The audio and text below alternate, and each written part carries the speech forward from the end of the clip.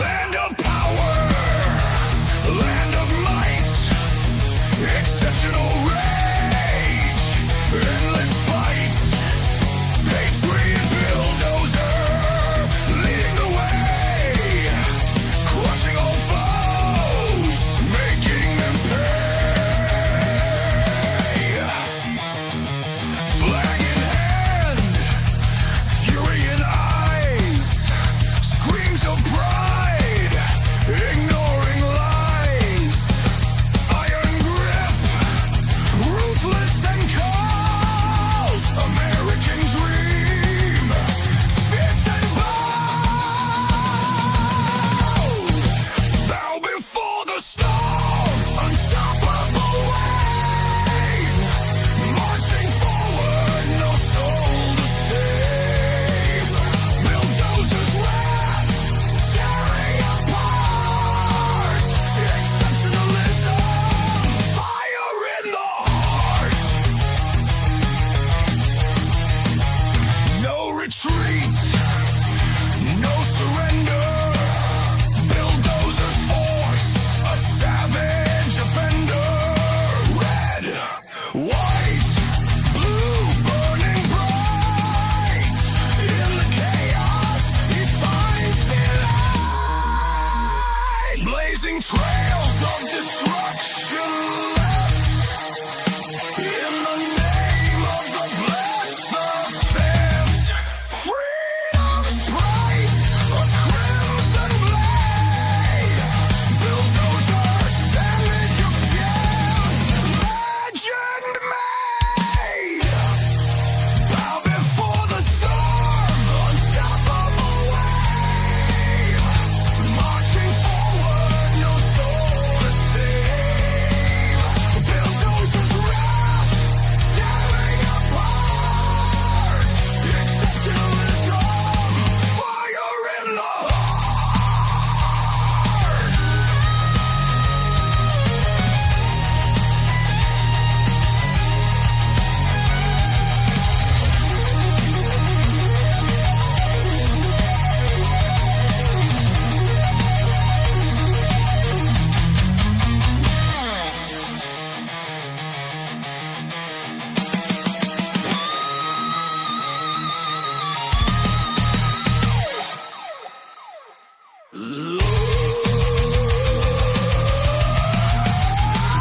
Blazing trails of destruction left, in the name of the blessed, the theft, freedom's price, a crimson blade, bulldozer, savage of fate, legend made, bow before the storm, unstoppable wave, marching forward, no soul to save, bulldozers wrath, tearing apart, exceptionalism, fire in the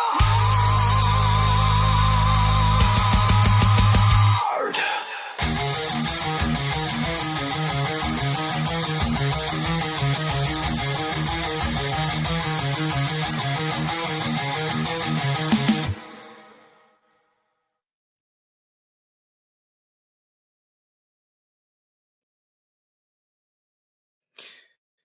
Good evening, everybody. Hope you all are having an at least acceptable Monday.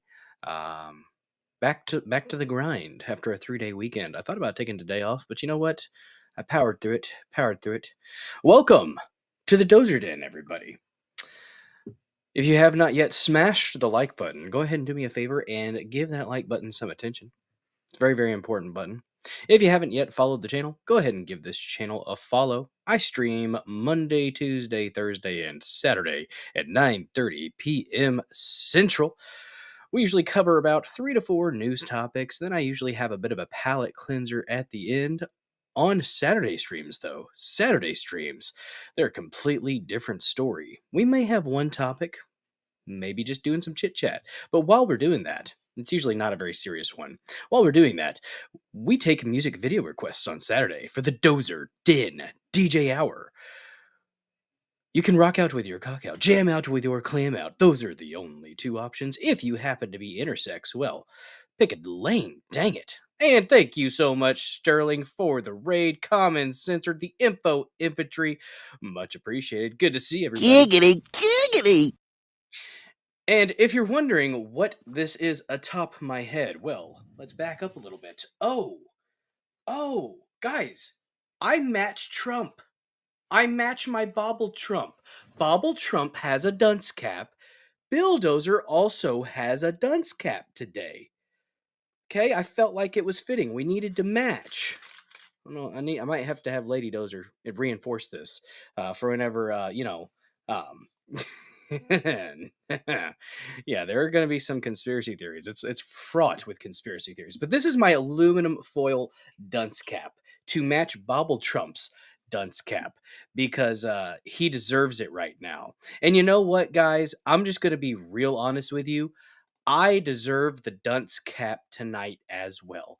Because I mistakenly thought that this administration would actually do something about the Epstein clients, do something about the satanic pedophile ring that seems to control our government and other governments across the world. But I'm the dunce, guys. I'm the dunce tonight. And so I have the dunce foil cap to go along with Bobble Trump for being a dumb son of a bitch as well. Good to see everybody. Coco to Minky, Dirk, Gently Yours is Copper. Very nice. JJR SVL, S Henson 1980 with a whoosh, slap and a peach. Whoosh, whoosh, whoosh. That's right. That right there, guys. If you subscribe to Bulldozer74 here on Rumble for a measly $5 a month, that's just a couple sodas a month, guys, you have access to a plethora of amazing, wondrous, stupendous, fantabulous, excellent emotes like the slap of the peach. Look at the jiggle physics. It's so important. It's one of the favorites, guys. One of the favorites. Don't forget to smash the like button and do things on Pilled, like repost and Red Pill over there on Pill.net. We are on Rumble. We are on Pill.net. We are on the DozerDen.locals.com. Cool thing about locals, guys, and I know a lot of people have issues with it. I understand. But the cool thing about locals is there's a live chat there most of the time.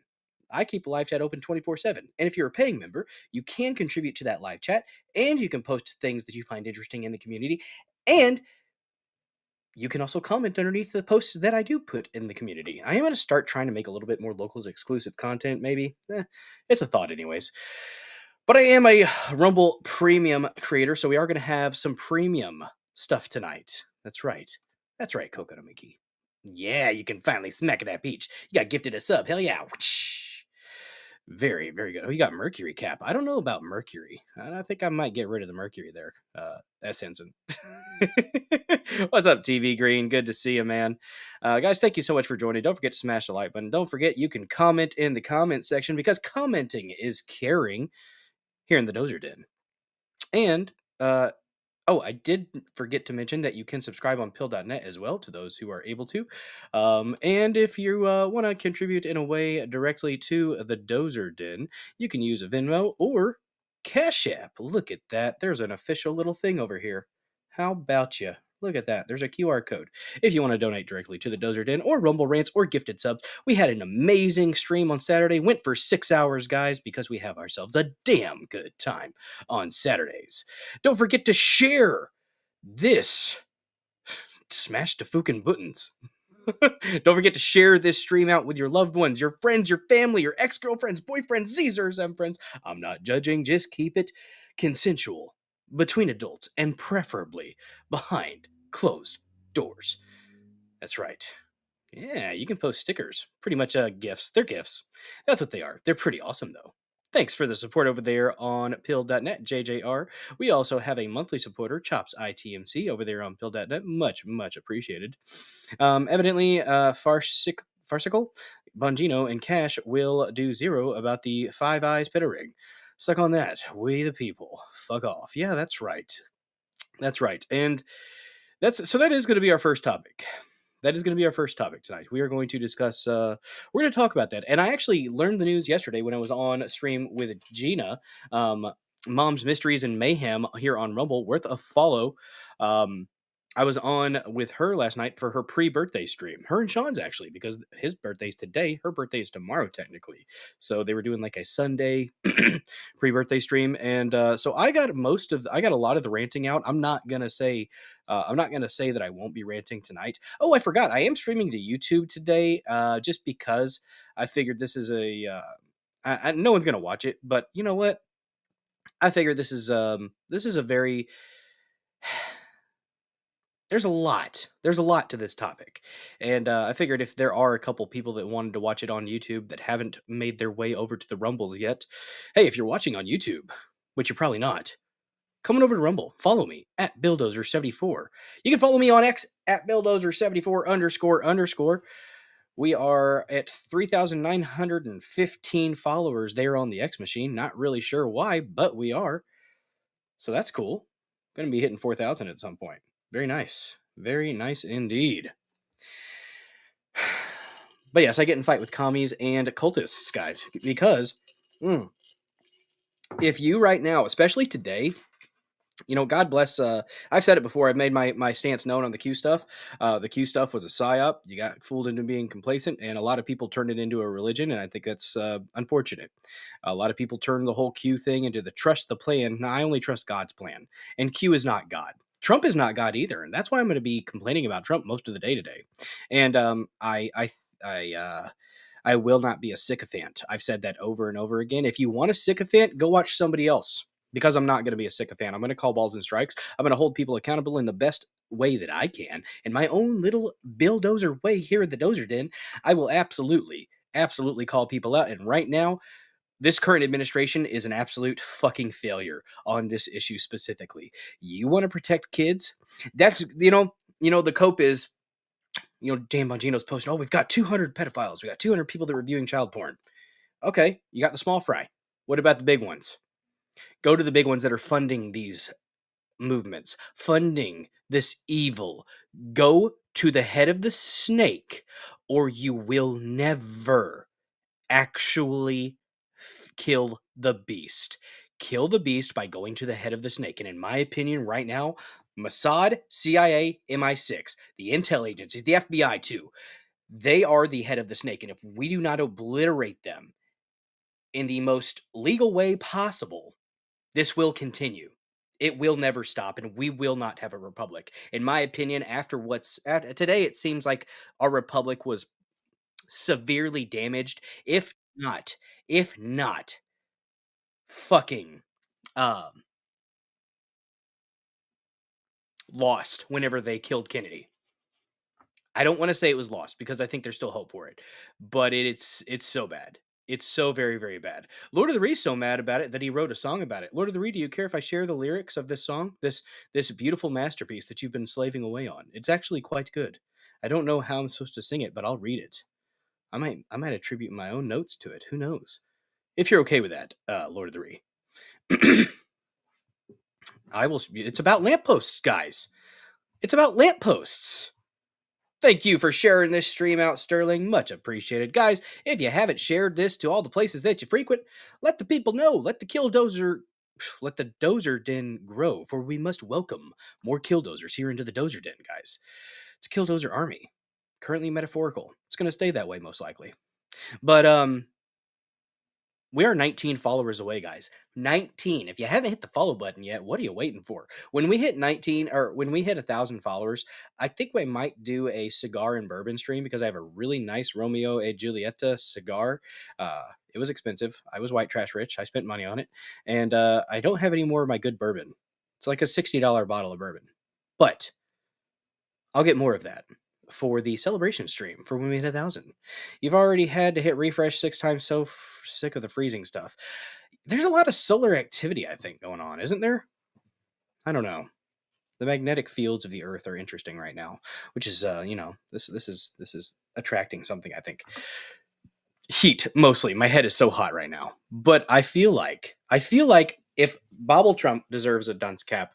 I deserve a dunce cap. Like I said, if you're wondering why I'm wearing the dunce cap, the foil dunce cap, it's because I was foolish enough to believe that something was actually going to change and that this administration was actually going to fulfill its promise and actually do something about the pedophiles that run this world, that run the government. And it seems like we are, and if you looked at the thumbnail, yeah, Jeffrey Epstein surrounded by a bunch of lizard folk. I was ranting about this to Lady Dozer earlier. And you know what? At this point, it seems like none of the elites are going to be held accountable. And what it boils down to, I think, in the long run, is maybe we do, in fact, have a elite cabal of individuals.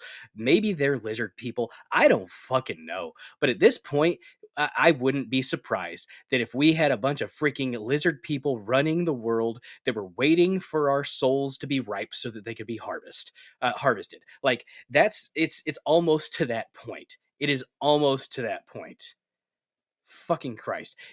This is where lampposts need to be made great again. After due process, of course. But after due process, I think the lampposts of DC should be made great again. And they should be exercised. I think the lampposts, after due process, lampposts in Washington, DC should be very, very occupied. In my humble little opinion here in Southeast Missouri, I am so tired of these people getting away with fucking murder. And even if it's not direct actually ending somebody's life, when you do the things that they did to little girls on that island, when you do that, you've taken a part of their soul and you've killed a part of them for the rest of their fucking lives. So in my opinion, you deserve the lamppost.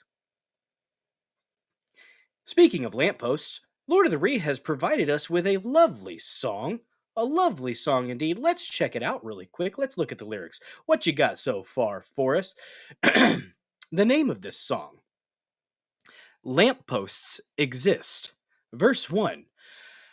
Politicians yelling with their fists toward the sky, promising to fix it all. But we know that's a lie. Let me make this a little bit bigger. Pay all your taxes. Joint draft? Oh, pay all your taxes, join the draft, but don't ask why. We work our fingers to the bone until they bleed us dry. Find yourself a lamppost and let your light shine. Illuminate the masses and free your mind. Come with me. Come with me, water the tree. It's time we resist. I'm just saying, lampposts exist. They sell us dreams of freedom, but it's chains in disguise. Pockets lined with, profits, while the death tolls rise. Damn. Let me move this up a little bit.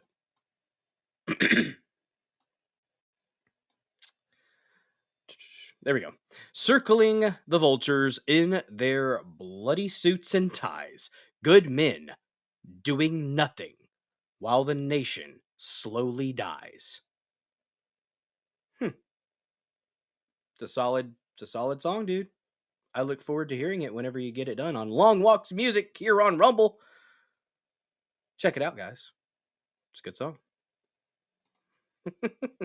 Tim Pool's Game Music. Good to see you. I haven't seen you in a minute. Glad you have joined us. And Entropy Nomad with a $2 Rumble rant coming in hot.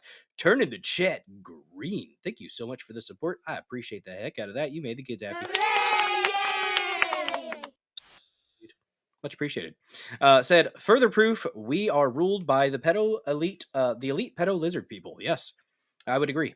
I think that might be the case. It seems like it's, you know what? I wouldn't be surprised. Honestly, would not be surprised. You guys should check out a movie called Jupiter Ascending or Rising. I can't remember. It's with Mila Kunis and Channing Tatum. Actually, not that great of a movie because Mila Kunis. Honestly, Channing Tatum did a better job acting in it than she did. But pretty much what it showcases is there's a ancient race of humans that use the earth as a farm. It's a soul farm. And there's reptilian aliens involved. There are humanoids. There's all kinds of different things. There's chimeras and stuff like that. And it's honestly a good bit of predictive programming, in my opinion. But it's worth a watch. It's worth a watch. Get past Mila Kunis sucking. Channing Tatum did better than she did, but it goes over the soul farm theory that they use the souls of Earthlings to stay young and powerful. Yeah, pretty much, Slubby. Yeah, pretty much. Yeah. Something like that.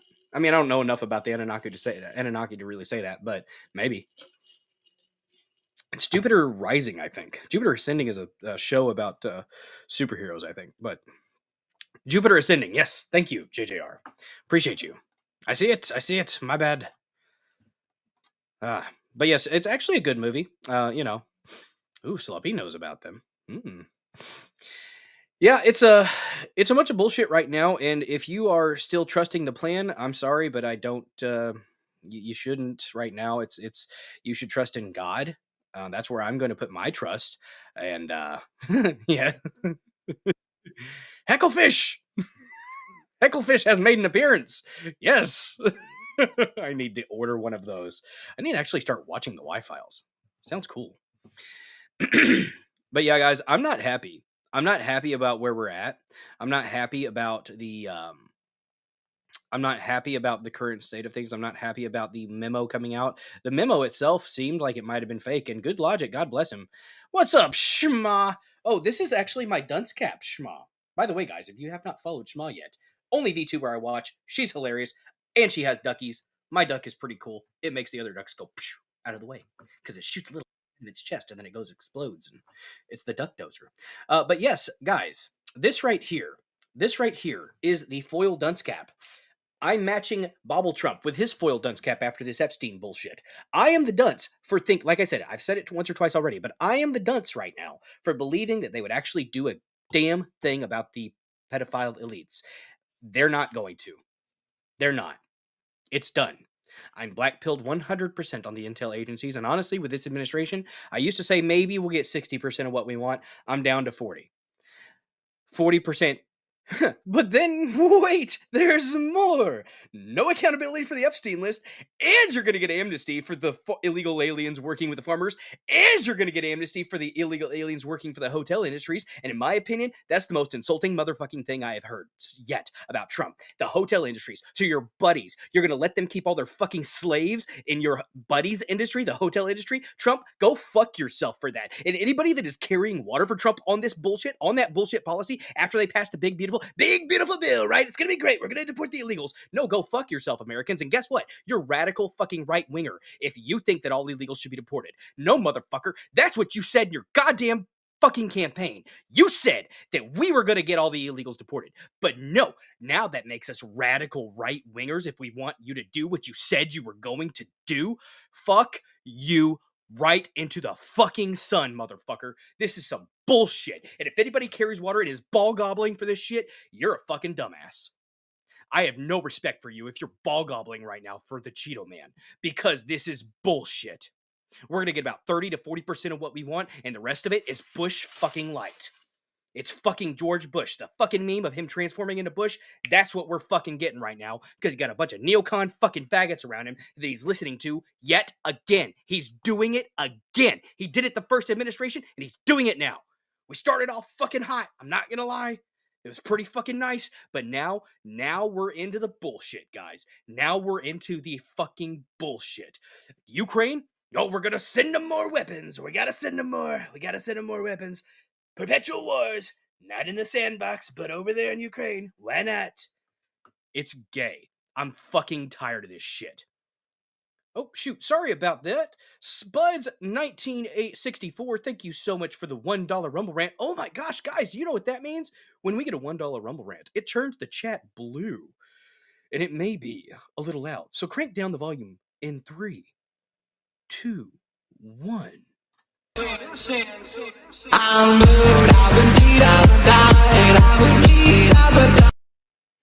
I needed that, not gonna lie. Thank you. $1 Rumble Rant. History has proven to us many times before that whenever there is an established 2 or more tier justice system, a vigilante justice system is created to counteract it. See the late 18th century France. The guillotine came for all, though. A lot of people forget about that. The guillotine does come for all, sadly. But yeah. Entropy Nomad. Even if she's a 9, get to the back of the line for a $2 Rumble rant. I'm not sure what that means, but okay. But yeah, I'm not happy right now, guys. I'm not. Deals have been made apparently, and I don't fucking like it. You know what? You come and say you're not a politician. Trump is absolutely a fucking politician right now. He's absolutely a fucking politician. And he's making deals, and I'm fucking disgusted. I'm absolutely fucking disgusted with what's going on right now. You thought you were going to get MAGA? No, you're going to get MEGA. Make Iran great again. That's probably going to get fucked up. How crazy is it that Netanyahu is coming over? Is he having dinner with Trump right now? Did that happen today? I haven't even really paid attention to that, but I did hear about that. But we need lampposts, guys. Lord of the Ree with that song. Lord of the Ree with that song. That I kind of want to read through that again. Let's pull it up again. I like these lyrics, Lord of the Ree. You did a good job.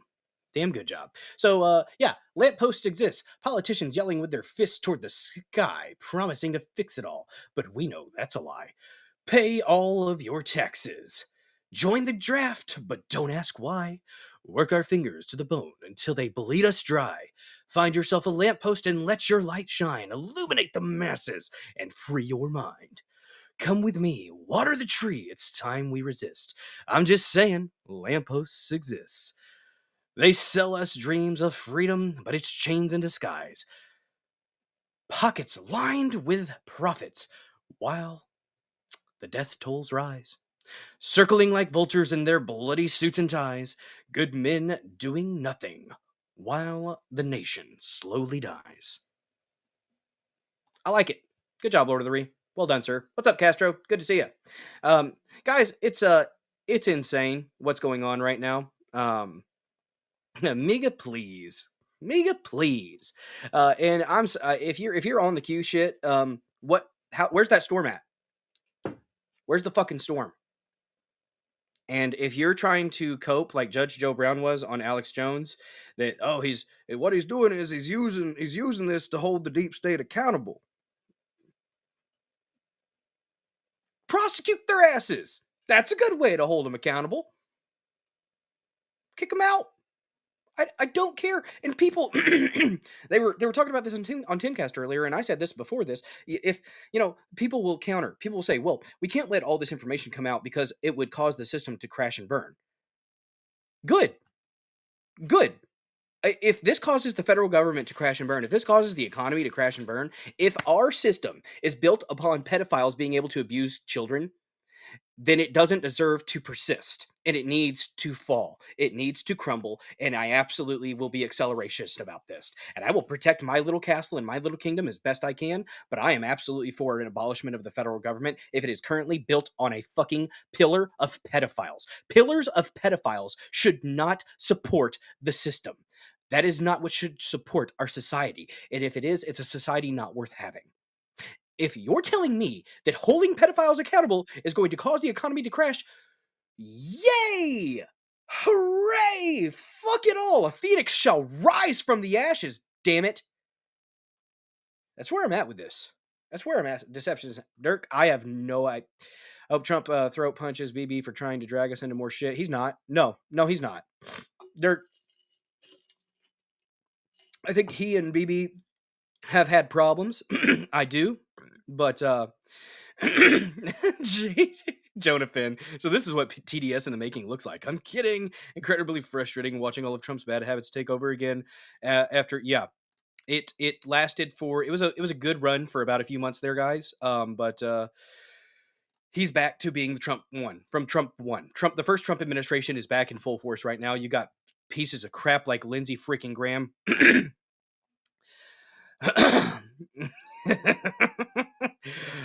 Spuds 1964 coming in hot against the Q stuff. Says that Q is a psyop for the feeble-minded.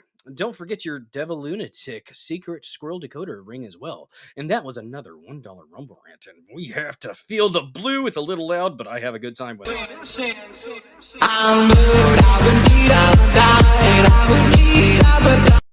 Yes, indeed, blue. I think that if Q helped people come around to the truth in a way, and then they, at least were awoken, I think that's a good thing. But to the individuals who made it a religion, I pity you. If you've made Q a religion, I'm sorry, and I wish you didn't. And I will pray that you don't, and that you look to actual religion and not the Q stuff as a religion. Because if you, I don't trust it literally made people more complacent. It literally made people more complacent. That's what happened. You had a lot of people that would have been more fired up and more active, but they said, "Okay, it's going to be good. Trust us. Trust us. The storm is coming. Trust the plan. It's all going to be okay." The white hats are coming, guys.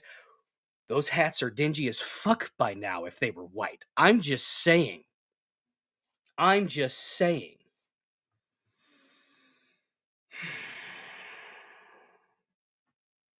The Epstein stuff, guys.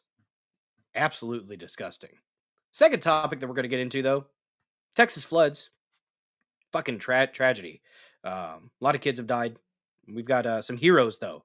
There are some heroes. There is a light in the darkness when it comes to the flood stuff. And after that, we're going to get into the premium portion of the show. We have a Shawn Ryan interview. A Shawn Ryan interview with the CEO of a company named, wait for it, Rainmaker, based out of Texas, I believe.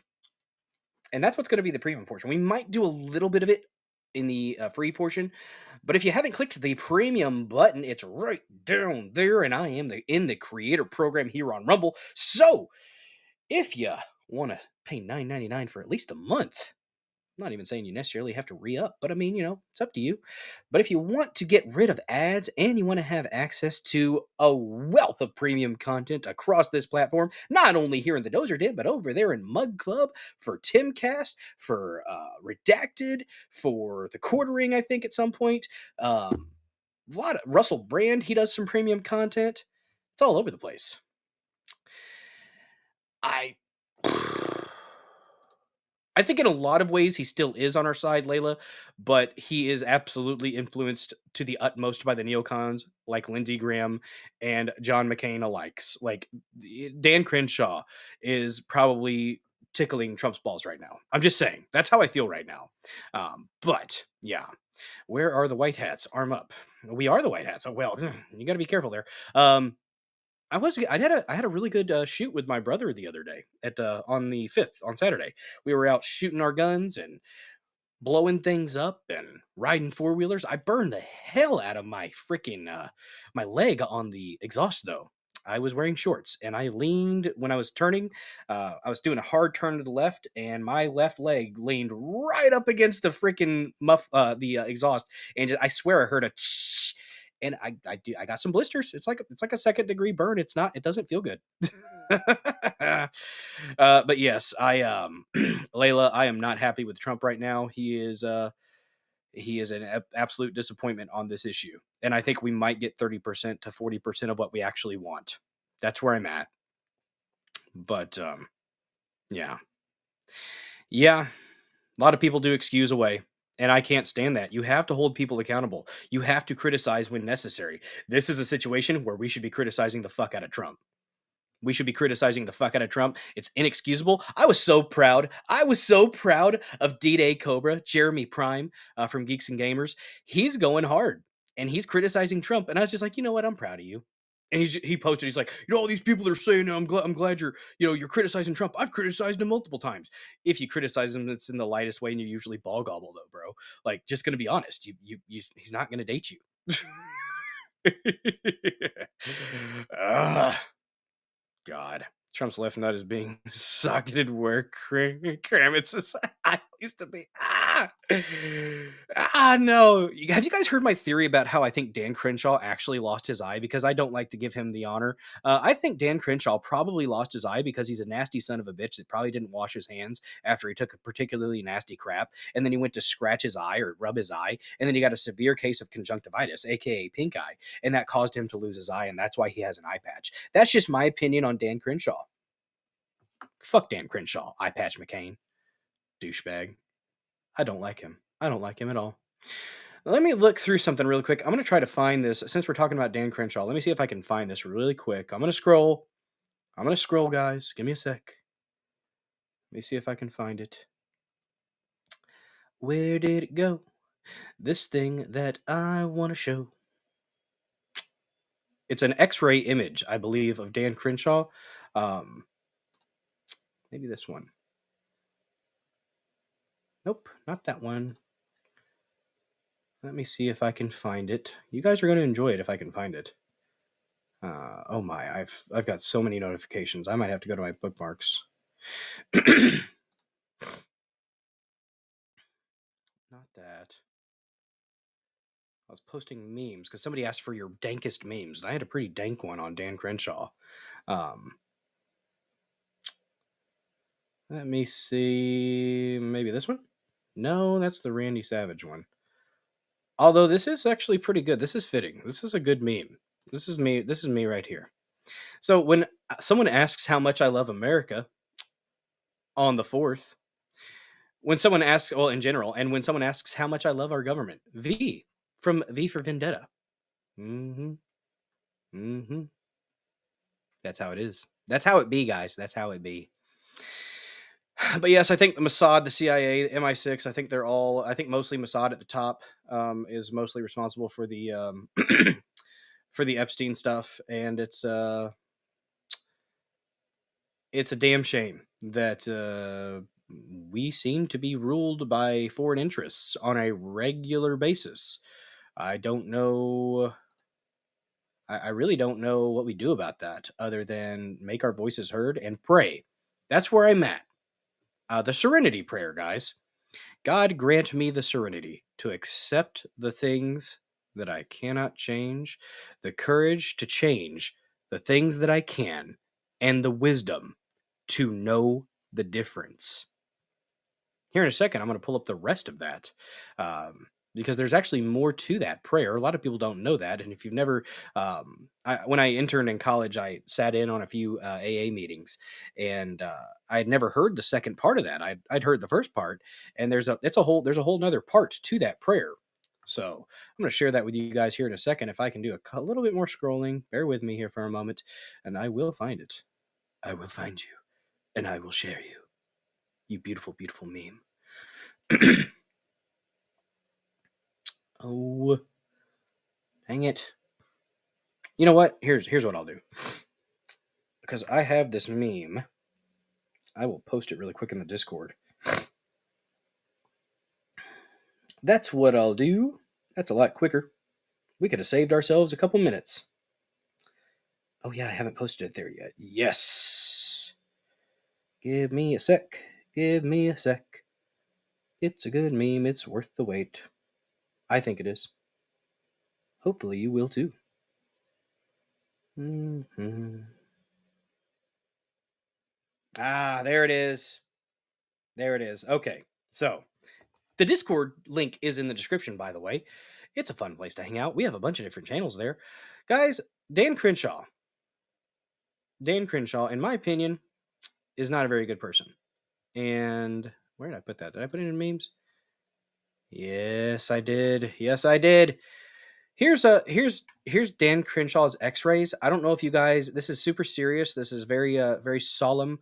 Dan Crenshaw. This is another possibility of how he lost his eye, and we should honor Dan Crenshaw for taking one for the team, right to the good old eye hole. Yeah, there he is. Eye patch McCain. Yep, I'm okay with this. He's a piece of crap. He's absolutely deep state. Yes, you're right. You are very right. 100%. Oh, but yeah, people are saying that he's using it doesn't make any sense. It doesn't make any sense. We've got the post from Axios. I was he was about to pay for it by foreign oil. I agree. He got skull fucked. Oh my god! If this is what we need. You know what? You can hate Massey all you want, but Massey's right. Massey's right. Rand Paul, I like Rand Paul a lot of the time, but and I don't like Massey or Rand Paul all the time because guess what? They're human beings, and sometimes I have disagreements with people. I disagree with their stances on the tariffs. I think Trump's right on the tariffs, but I think we need more constitutionalists, and I think they are constitutionalists. So, and no, they're not open borders. They've never been said that they want open borders. If anything, they've said they want like work visas or legal immigration, which is a thing. Although I will say, I think legal immigration needs to probably be halted for a little bit until we get our shit straight. Back off on it for a little bit, get things right, and then Then start welcoming more people in while being selective at the same time. Spuds1964, thank you so much for the donations. My goodness, your generosity tonight, guys. I am loving it. Thank you so much for turning the chat blue once more. And yes, we are going to do it because I need it.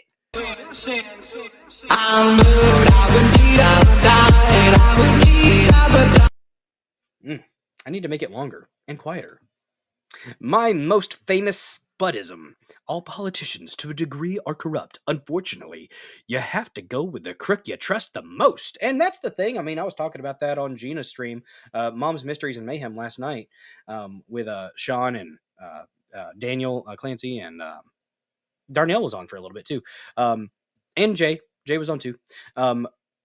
We're still better off with Trump than we would have been with Kamala.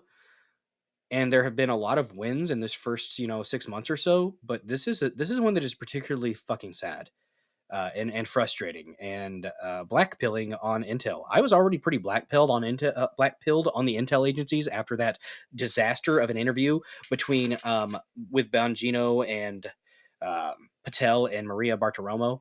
But this is we don't vote for our leaders apparently in a lot of ways. There's the facade of them being able to make decisions, but in reality, if they try to go too hard, they get shot. The last guy who said that he was going to scatter the intel agencies to the winds, he had an unfortunate head explosion. They happen sometimes. Sometimes the head just explodes, and it was unfortunate. It was unfortunate. Legal immigrants. Yep. Contribute or get the fuck out. Yep. 100%. 100% Sterling. What's up, Hands? Good to see you. Guys, if you haven't followed Sterling, if you haven't followed Hands, if you haven't followed Long Walks Music, all three very, very worth your views. Definitely. You did get a mention. Absolutely. Indeed. Mossad at the Grassy Knoll. Quite possibly, yeah. Quite possibly. And I see people trying to cope. People trying to cope saying that the Uniparty is not real. When you see something like this, after they get that big beautiful bill, when you see this shit, you send more weapons to Ukraine? We're going to send some more weapons. We have to. They have to be able to defend themselves. They're getting hit very hard now. They're getting hit very hard. We're going to have to. And it's interesting if Netanyahu, comes and nominates him for the Nobel Peace Prize. And it's interesting if you look at a lot of the quite a few of the Israeli prime ministers were Ukrainian or Polish. That's kind of interesting. What's that about, right? A lot of them had to change their names to something different to, I guess, be a little bit more palatable to the Israeli population. That's weird, huh? Let's not ask questions about that, right, guys?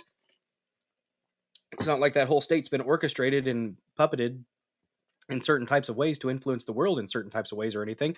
I'm just saying they're our greatest ally. Don't ever question them. All hail Netanyahu. If you can't tell, I'm being sarcastic. Yep, Layla, you are absolutely right. That is a promise fucking broken right there.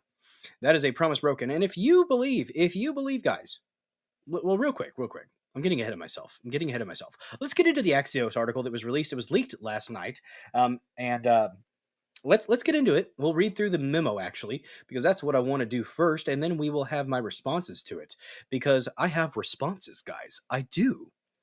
Let's look at this. This is from Axios. The link is in the description. I had to put it in right before the stream started because I forgot about it, and I like to try to provide the links to the articles so you guys don't have to just take my interpretation of this article. You can form your own if you want to read through this and take your time to digest it and intellectually analyze it yourself. That is absolutely what I advocate for.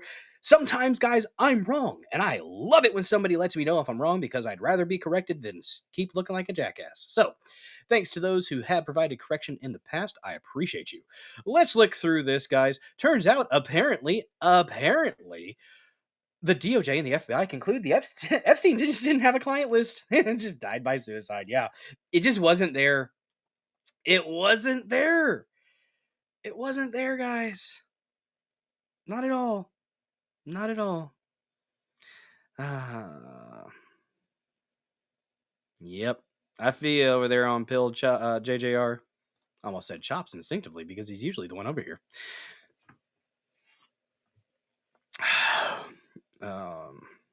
You have more genetic connections to the Middle East than Netanyahu? Probably. You probably do.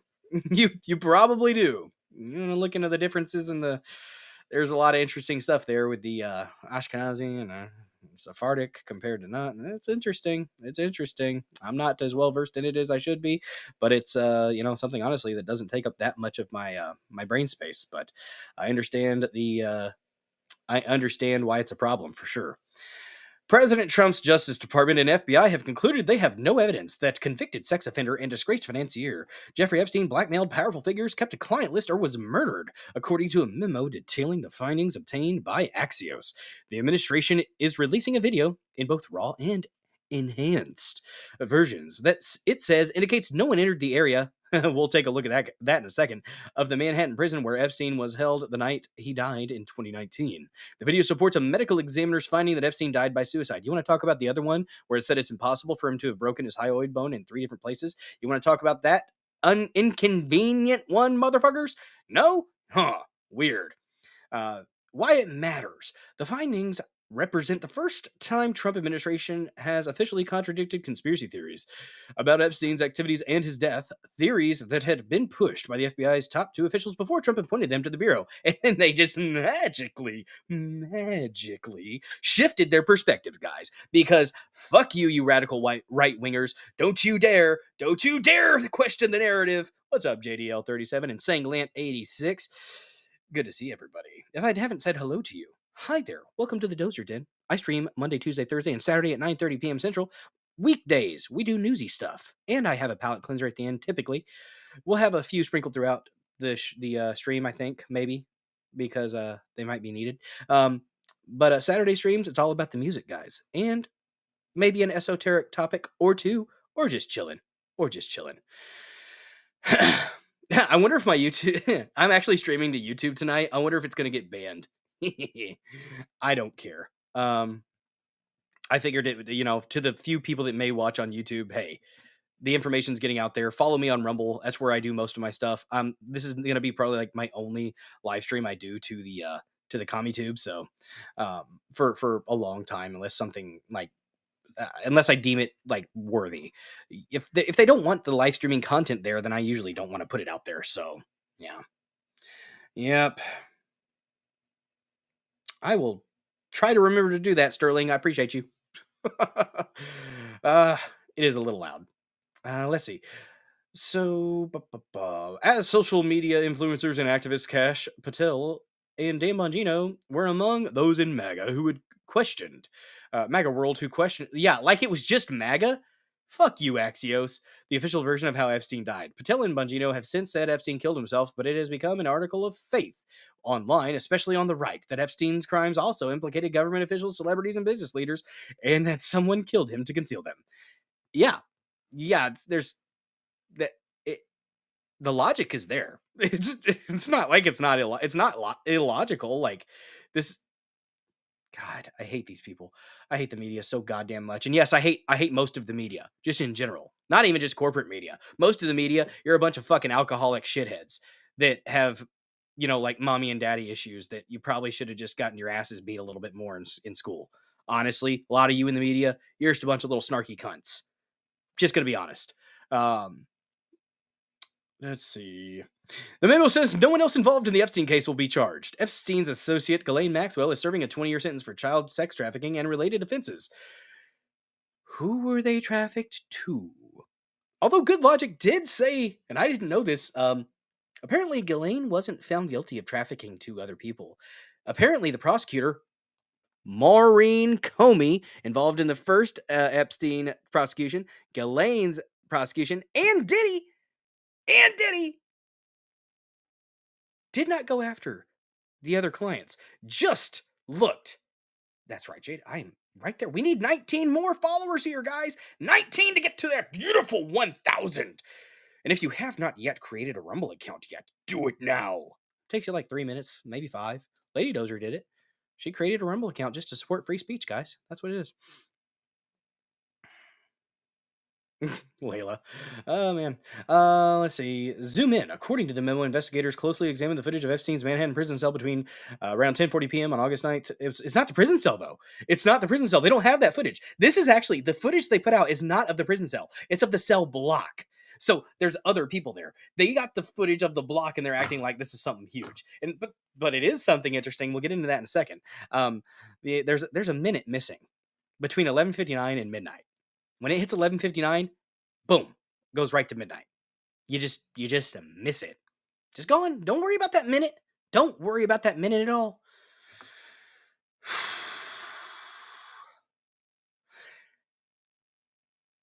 And when they try to say, "Oh, we're not going to share the footage because we don't want the kids that were being involved or abused to be traumatized," we don't want you to do that. Nobody asked you to do that. Stop strawmanning Pam Bondi and Cash. That's not what anybody asked you to do. We don't want you to share child porn with the fucking internet. We don't want that, you sons of bitches. You're strawmanning. You're making an argument that's not actually there. You're putting it up so that it can be easily attacked. We didn't ask you to share the fucking kiddie porn. We want you to go after the people that are involved in the fucking kiddie porn. And people got fucking pissed at me, and there's people that are in the Q sphere that's when Pam came out and said, when she beat James O'Keefe to the punch with that story that he had about her saying that she had thousands of hours of footage of kids being abused, she said it, and she said it very fucking purposefully. She said, Jeffrey Epstein abusing children in these videos. She's a lawyer. She speaks with purpose.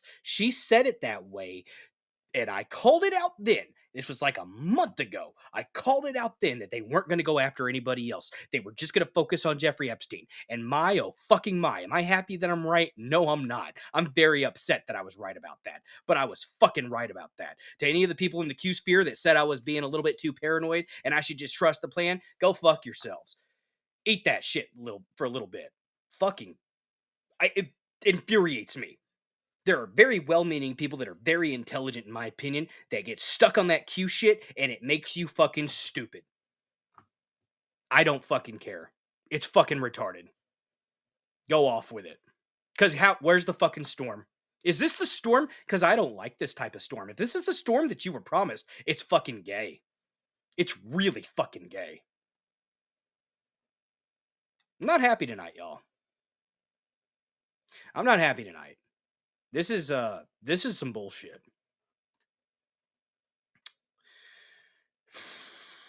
Let's look at it. Let's look at the actual memo. Because I don't really want to read the article. Fuck Axios. They're not worth reading.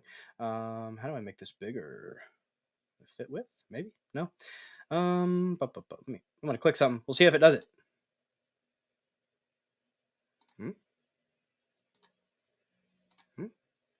Nah. We'll do 125. That'll work. So this is from U.S. Department of Justice and the FBI. As part of our commitment to transparency, the Department of Justice and the Federal Bureau of Investigation have conducted an exhaustive review of the investigative holdings related to Jeffrey Epstein. To ensure that the review was thorough, the FBI conducted digital searches of its databases, hard drives, and networks, as well as physical searches of squad areas, locked cabinets, desks, closets, and other areas where responsive material may have been stored. These searches uncovered a significant amount of material, including more than 300 gigabytes of data. What about the terabytes of data that we were promised? What about the truckloads of paperwork, guys? What about the truckloads of paperwork that we said that we were told was being gone through because there were people in the freaking New York, the Southern District of New York, I guess, in that section of the FBI, they were keeping shit from the director. What happened to that? Where's all that at? Are we just supposed to act like it never fucking happened? Are we just supposed to act like that wasn't a thing that was told to us? Is that what we're supposed to do? Are we just supposed to eat it like a good little boy? No. About this, but this is what it is, and I shared this with Sterling on his stream earlier, but I'm going to play it here because you know what? There is no Epstein list, guys. There's no Epstein list, and there never was, and you're an idiot for thinking that they ever told you that there was. You're just being gaslit right now, guys. That's what this is. Easy for Gazi, it's a wazi, it's a woozy, it's a fairy dust. It doesn't exist. It's never landed. It is no matter. It's not on the elemental chart. It's not fucking real, right? Gay. Very gay. And lately, I still will say that we're better off with Trump than we would have been with Kamala, but it's pretty much another Bush. That's what we're gonna get. We're gonna get another Bush. Good job, guys! Hooray! Hooray! The establishment owns everything. That's where we're at. It sucks. It sucks. This guy calls it out. This guy, I like this guy because, in my opinion, if it's built upon pillars of pedophiles, we need to let the system crumble. We are built on pedophilia and blackmailing the most powerful What do you people. mean we are built? Define that. Do you I'm mean our saying- entire country, No, our no, entire I'm government, just saying, our I'm entire saying FBI, this. CIA? I'm saying this. Or this is one little operation that Adam, they don't want to Adam, expose. whoever he was working for, Epstein, Mossad, CIA, everything. Apparently, the most powerful people on the world were flying to an island and having sex with underage kids because she said it. There's tens of thousands of hours of them doing it. If we're built on that and the most powerful people that are running the show are in charge, the guys telling Cash Patel, the thing that you just read, shut up. Shut up about it. Hold on. You know who I am. He knows who I am. I want accountability for everybody. If it's Trump, if it's Bill Gates, if it's Bill Clinton, I don't give a shit. If it's the president of anything, expose them because, Adam, the truth has to come out. Okay, so I only have one question for you, Yes. my dear friend. I agree with you, but at what price? Take a deep breath. Okay. Drink. But This guy's a pussy. hold on, hear me out. At what price? At any price, Adam. So you're saying to expose whatever happened on Epstein Island, Yep. you're willing to do whatever Yes. this Yes. looks like. Yes. Tear Yes. down the government, Yes. expose all the secrets, put America basically in harm's way just to find out what's Epstein. What do you mean, Adam? Because these are the most powerful people in the world. Yeah. They're apparently on this island. Adam, So- let the truth be told or the heavens fall. I don't care. Okay, Yeah, well- Adam. And that's who Vincent O'Shana is. I am Yep. 100% accountability, and I don't give a Adam, if Yeah, that's what but we were built but at on, what price? I don't At give a tearing shit. There's down no America? price. Guess what the price is, Adam? God. So God's you want the price. You're going to answer them anyway. want to rule a city of ashes. Because a phoenix will rise from the ashes, bitch. I don't give a shit if it's built on but see- pedophilia and raping kids. But Yes, because you're being emotional. no, I'm not. I'm being You real. have to understand I'm being real. the whole concept of do you want to cut your nose off to spite your face? There might be an issue. But do you want to cut your whole nose off and ruin your entire face because If the nose is necrotic, you must remove it. You don't want a gangrenous nose on your face. It's going to infect the rest of the flesh. And right now, we have a federal government that is gangrenous. And it should be removed. We need the Etch-a-Sketch approach. I've said this before. We need to Etch-a-Sketch this shit. you care that much about this entire Adam, if issue? the machine is running right now because pedophiles are running the show and they're telling him, shut the hell up because we're all pedophiles, knock it down. And my last thing, pal, what bothered me about what he said is we're not going to re-victimize the girls and the victims. He We're who not going to do kisses it. Cash? Cash. Guess what?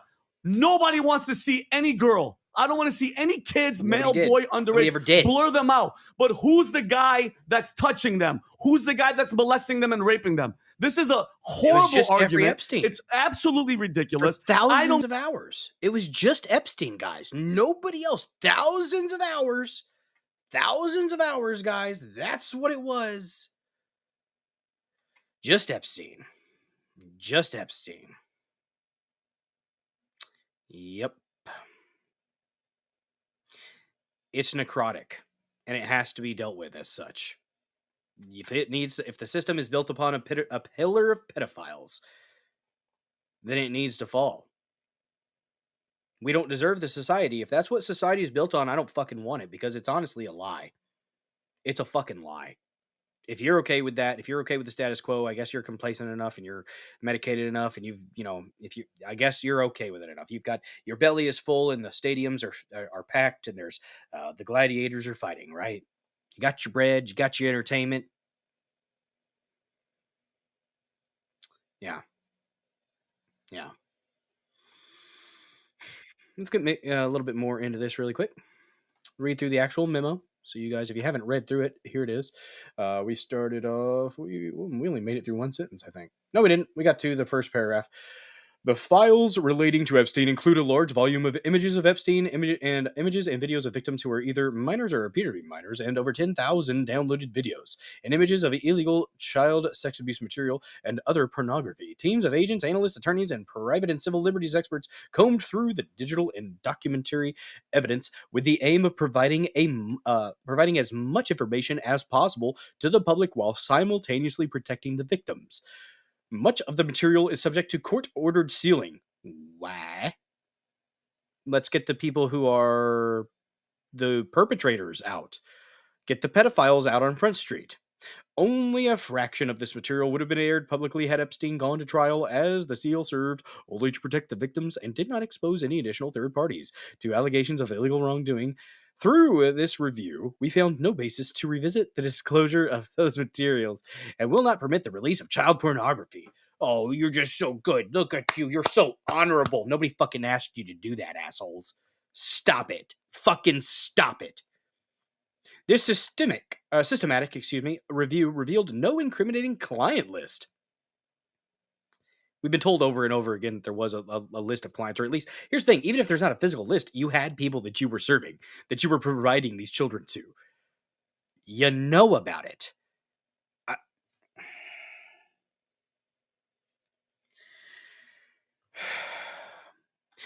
There was also no credible evidence found that Epstein blackmailed prominent individuals as part of his actions. Not the first prosecution. It's not like Alex Costa said that he was told to back off because Jeffrey Epstein was an intel asset. Not like that ever happened. What was he an intel asset for, huh, guys?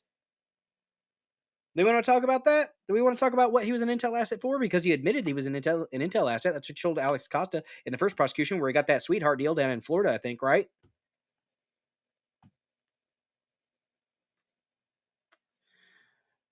We did not uncover evidence that could predicate an investigation against uncharged third parties. Consistent with prior disclosures, this review confirmed that Epstein harmed over 1,000 victims. Each suffered a unique trauma. Sensitive information relating to these victims is intertwined throughout the materials. Virginia Giuffre, did she die or not? I can't remember if she died or not. I know she was close to death after getting quote-unquote hit by a bus, maybe? Or other health issues. Yeah, most CIAD. Yes, Sertorius. It's the most CIAD. MOSCIAD. Mossad, most CIA'd. Most CIA'd. There we go. Yeah, I would agree. But consistent with our prior disclosures, the review confirmed that Epstein harmed over 1,000 victims.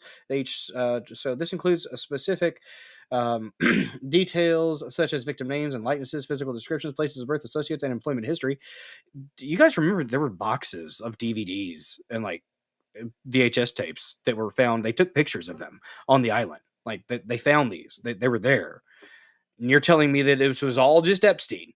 This was all Epstein. No one else was...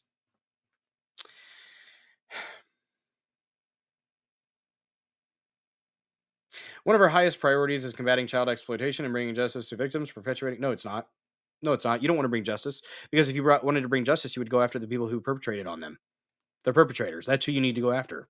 Perpetuating unfounded theories about Epstein serves neither of those ends. To that end, while we have labored to provide the public with the maximum information regarding Epstein and ensured examination of any evidence in the government's possession, it is the determination of the Department of Justice and the Federal Bureau of Investigation that no further disclosure would be appropriate or warranted.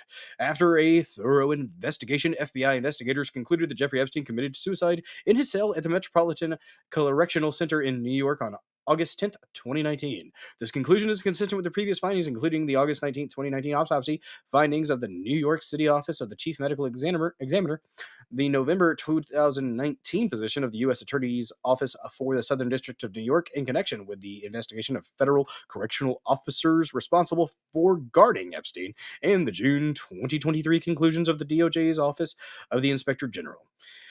The conclusion that Epstein died by suicide is further supported by the video footage from the common area of the special housing unit, the SHU, where Epstein was housed at the time of his death. As DOJ Inspector General explained in 2023, anyone entering or attempting to enter the tier where Epstein's cell was located from the SHU common area would have been captured by this footage. You can't edit footage, though, right, guys? You can't edit that old, CCTV footage. No, you can't do that. The FBI's independent review of this footage confirmed that from the time Epstein was locked in his cell around 10:40 p.m. until around 6:30 a.m. the next morning, nobody entered any of the tiers in the SHU. But they did. The footage actually does show people going in and out before 6:30. During this review, the FBI enhanced the relevant footage by increasing in contrast, balancing color, and improving its sharpness for greater clarity and viewability. The full raw and enhanced videos are available at the following links.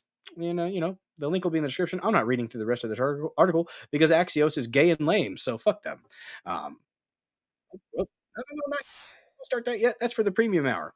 Or actually, we are going to watch a little bit of the Shawn Ryan interview here before we go to premium, but it'll be like 20 minutes or so. Then we'll go over to it. But here's the thing. Here's the thing about the video, guys. Here's the thing about the video. And Tim Beanie Pool posted this, and yeah. So here's the Justice website memo. Not only is 1 minute missing from the footage, the frame jumps and a dude walks in and enters one of the rooms. What is this footage supposed to be? It's not helping their case. This isn't what this doesn't do what you think it does. Like, he did a screenshot, a screen recording, I guess, of his camera or his computer screen. Oh shoot. We'll make it bigger. I can't. Oh, it's not. It's his. I can't make it bigger. Oh, there it is. Okay, so at 11:59, so right when it hits, so it's 11:58. There it is, 11:58, and watch. Boom. Oh shit. You know what? Let me get rid of my camera for a minute here. Oh shit. I suck today. No. There we go. Let me turn my camera off for a second so you guys can see the clock. Watch it real close. Goes from 11:58. Shit. Boom. What was that? 11:58. Boom. Where'd that minute go? And there was a shift in the camera. Watch the shift in the camera now. Do you see that? What was that? I don't know.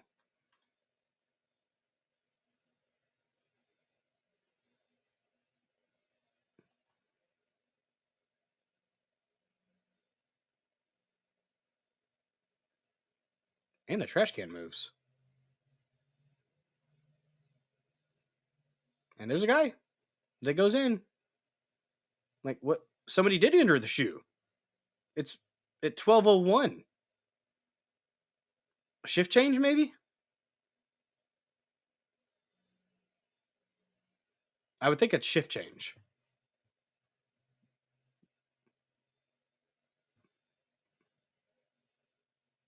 I don't freaking know.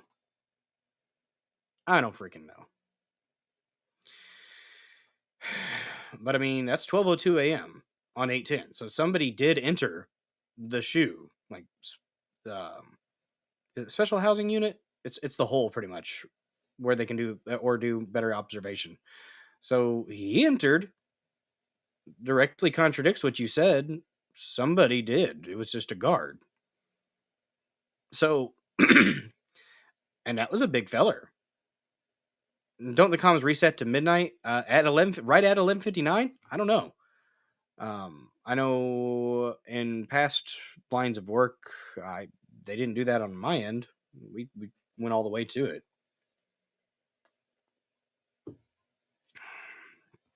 I don't know. It's interesting though. It's interesting. Yep, we're being gaslit though, guys. And if you believe it, I don't. I just really don't.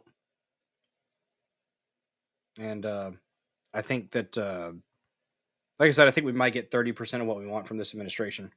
Maybe. It's Bush. It's Bush. It's the Bush meme. It's Trump turning into Bush. And, you know, I still,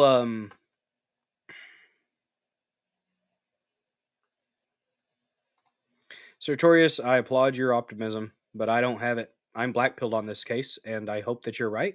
If they really wanted to squash the investigation, they would have arrested and prosecuted 7, 8 mid. They're not going to tell. They said they're not going to prosecute anybody. They said this in the memo, though, Sartorius. They said they are not going to go after anybody else because there's no evidence that indicates that there were third parties involved. So that's a nice thought, but they said they're not doing it. So until I see something different, I'm not going to buy it. And I will not just trust blindly that something good is going to happen and trust in some sort of white hat plan. I don't see it. I live in Missouri. I'm a show me stater. You're going to have to fucking show me what you got. But yeah, no one's being arrested but the plebs, guys. The elites, the powerful, they won't get arrested. They won't. Or they'll get off like Diddy. Diddy? He's going to get off. the judge was mad about how the prosecution went, so she's keeping him in prison for a little bit, or in jail for a little bit, and she might hit him with the heaviest sentence that she can for prostitution, and transporting those for prostitution. He ain't get any of the trafficking. So, yeah.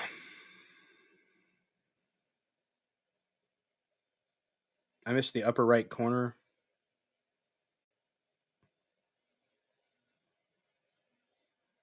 There's a toolbar that popped up in the upper right corner.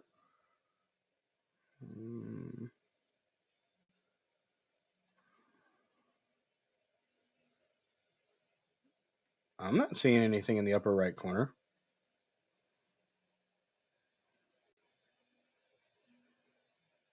Moving through it slowly here. There's a toolbar that popped up, but I don't think that's a timestamp. Let me share it again. Missed the upper right corner at the midnight timestamp in the full screen. Let me rewind it again.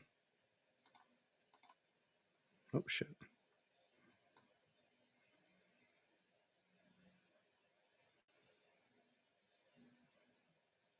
I'm not seeing it.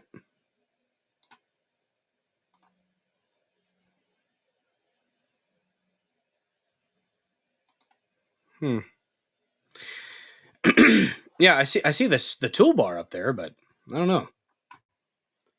Maybe that's nothing. Maybe it's nothing, but somebody did clearly go in there, so that line is wrong.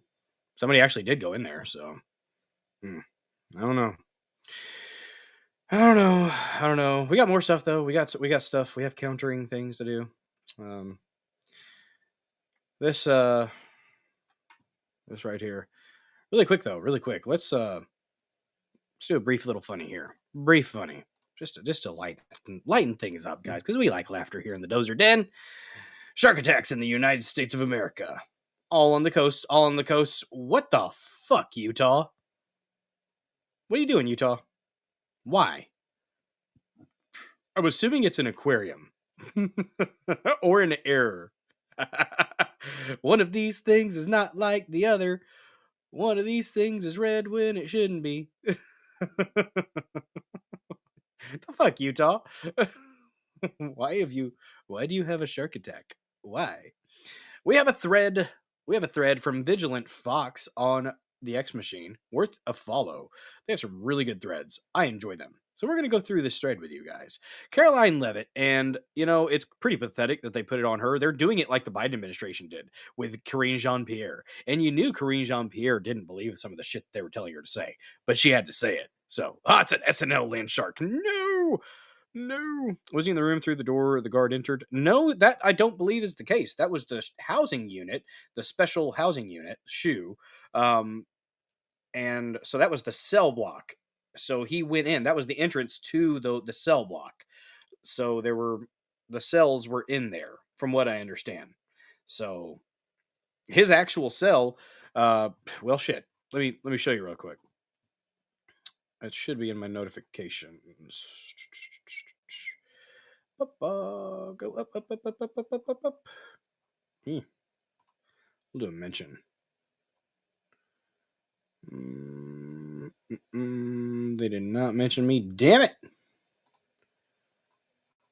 I gotta scroll up here.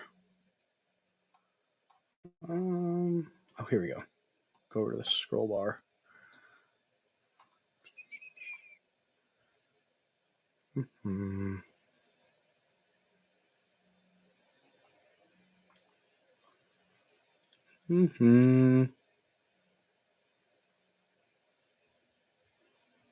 God, I got so many notifications. My goodness. Here it is. Sorry for the delay there, guys. 70 freaking people watching here on Rumble. Smash that like button. If you haven't followed the channel yet, what are you waiting for? Are you not entertained? I've been ranting a bit tonight, guys. I've been a bit ranty. We've had judicious use. Judicious? Except, no. Liberal use of the rant meter. Well, I've ranted. I've only used it twice. But I probably should have used it 3 times, maybe 4. So I pointed out that the video wasn't even his cell. This is Jeffrey's actual cell. Like, images of the outside of his cell are also included in the piece. One photo shows the door of his cell marked off with police tape. That's the cell. That's where he was. So the video that they're showing is of the outside of that. So those are the units within within the shoe. So like, what was even the point? What was even the point? There wasn't any. No sharks in the Great Salt Lake, only brine shrimp.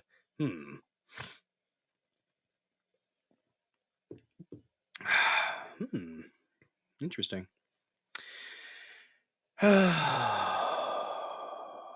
But you know what though? Guys? Real quick. I was talking about it earlier, and we may have said some wordy dirts tonight. We may have. And we may have posted the meme of Dan Crenshaw's skull being violated by a phallic object. Looks like a dick. But,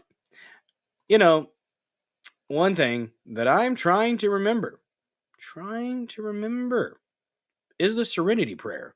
And yes, we know the first part of the Serenity Prayer. A lot of people do.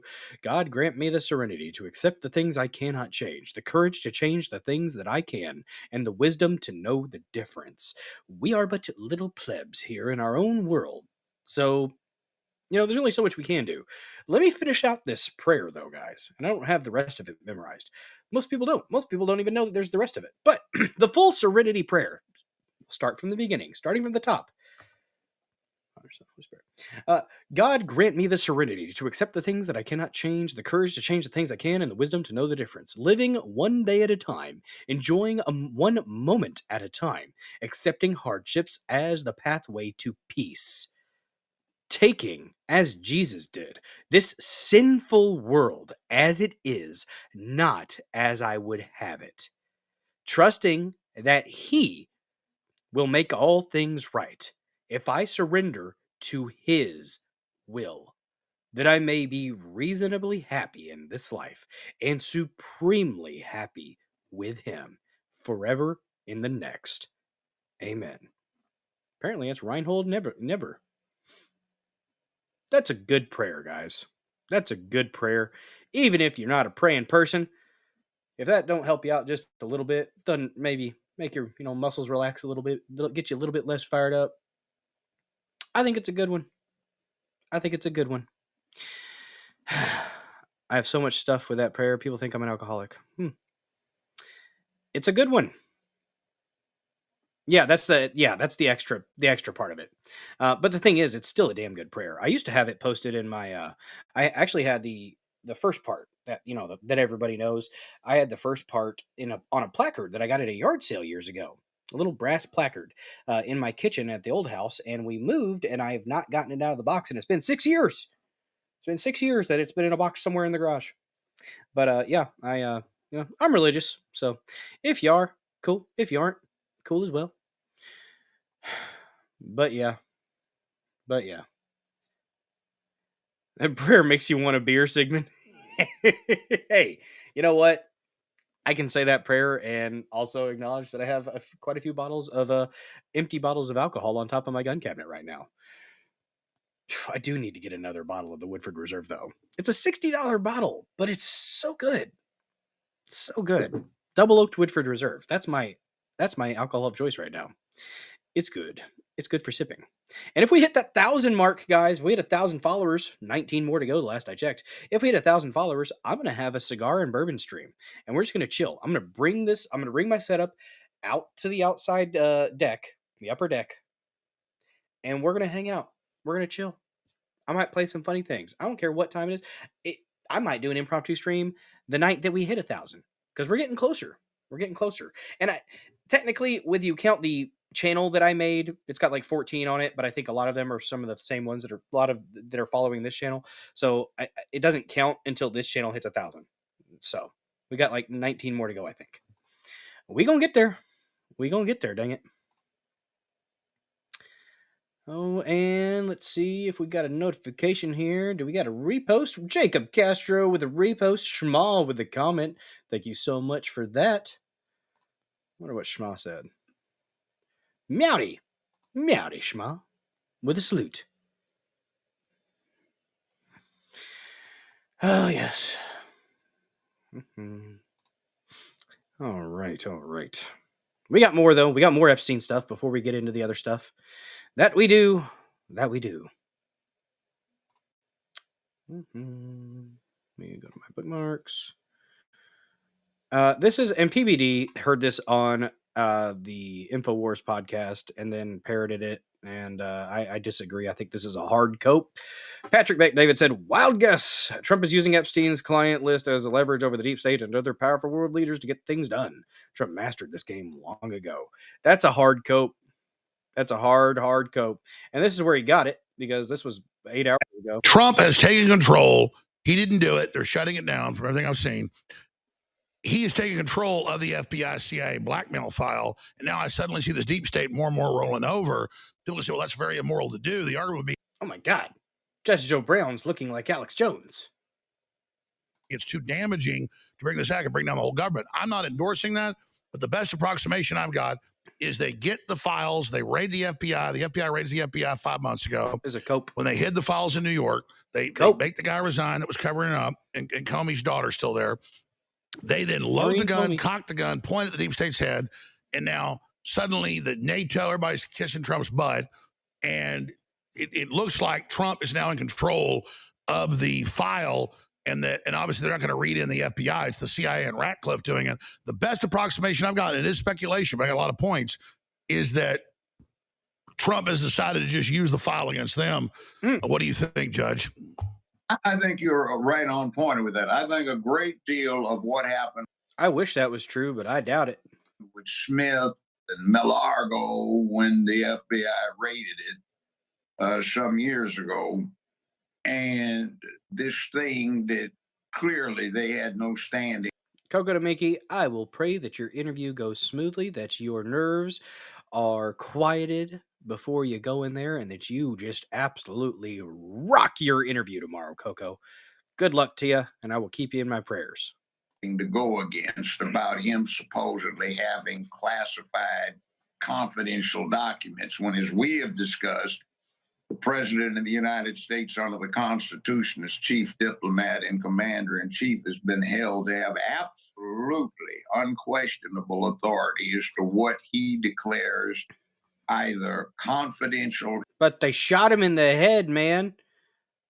I think he got cucked a little bit after the shot to the head. You're welcome, Coco. And secret, or decides to declare, is not such.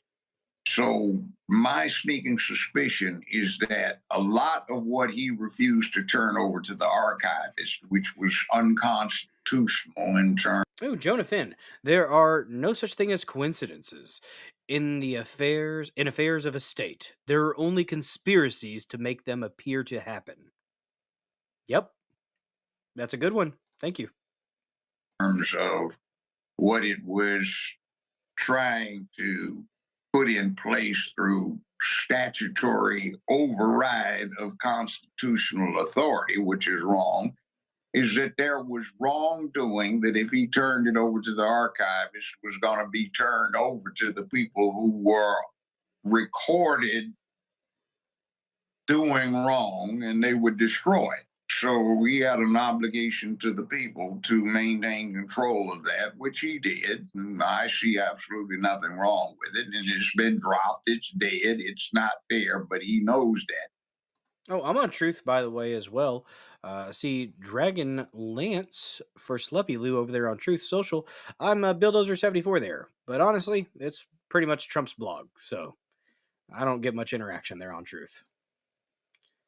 Got like 1,200 and something followers, but And I have a sneaking suspicion that when the investigations are completed and they're solid, we're going to start seeing something come out of it. They said they're not doing any more investigations, Joe.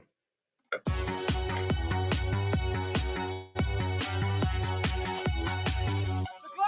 are coming! The globalists are coming! Yeah, well, there's that. Here's Pam Bondi just a little while ago, or back in December 6th, 2024. I want to know why AG Garland and the Justice Department are so quiet on this tonight. You know, they're out there labeling parents domestic terrorists, yet they're saying nothing about this. And these documents were so slow to come out. Wasn't Scam Bondi involved in the first prosecution that resulted in the Sweetheart deal? Just saying. And trafficking is a multi-billion-dollar was she that business in in that this one? country. And Jeffrey Epstein is dead. And Ghislaine Maxwell is in prison for 20 years where Philip she Del belongs. Piano? And if people in that report are still fighting to keep their names private, Shawn, they have no legal basis to do so unless they're a child, a victim, or a cooperating defendant by some chance against some potential case against Ghislaine Maxwell. And I think Mark Garagos, as a great criminal defense attorney, will back that up as well. You know, Mark, I want to know why AG Garland and the Justice Department are so quiet on this tonight. You know, they're out there labeling parents domestic terrorists, yet We don't need to replay that. Away with you. Away with you. Let's listen to James O'Keefe for a minute here, guys. No Epstein client list? Really? What about this speed dial list of names in Epstein's bedroom? OMG uncovered. Did the Justice Department and AG Pam Bondi look into these people? Probably not. inside Epstein's bedroom, O'Keefe Media Group. And I will just say this, guys. If by some miracle, in a couple months, they start perp walking people, and this was some ruse, some 4DHS move, I will absolutely eat crow in the happiest way possible. If it ends up being the case that does happen, I will ask Lady Dozer to bake me a crow-shaped cake, and I will literally eat crow on stream if that happens. But like I said, I kind of doubt it, and I'm pretty damn black-pilled on it right now. So, continues our exclusive tour of the private island formerly owned by the alleged sex trafficker Jeffrey Epstein, and looking inside. Coco, she said she was going to release this stuff months ago. So was she lying then, or is she lying now?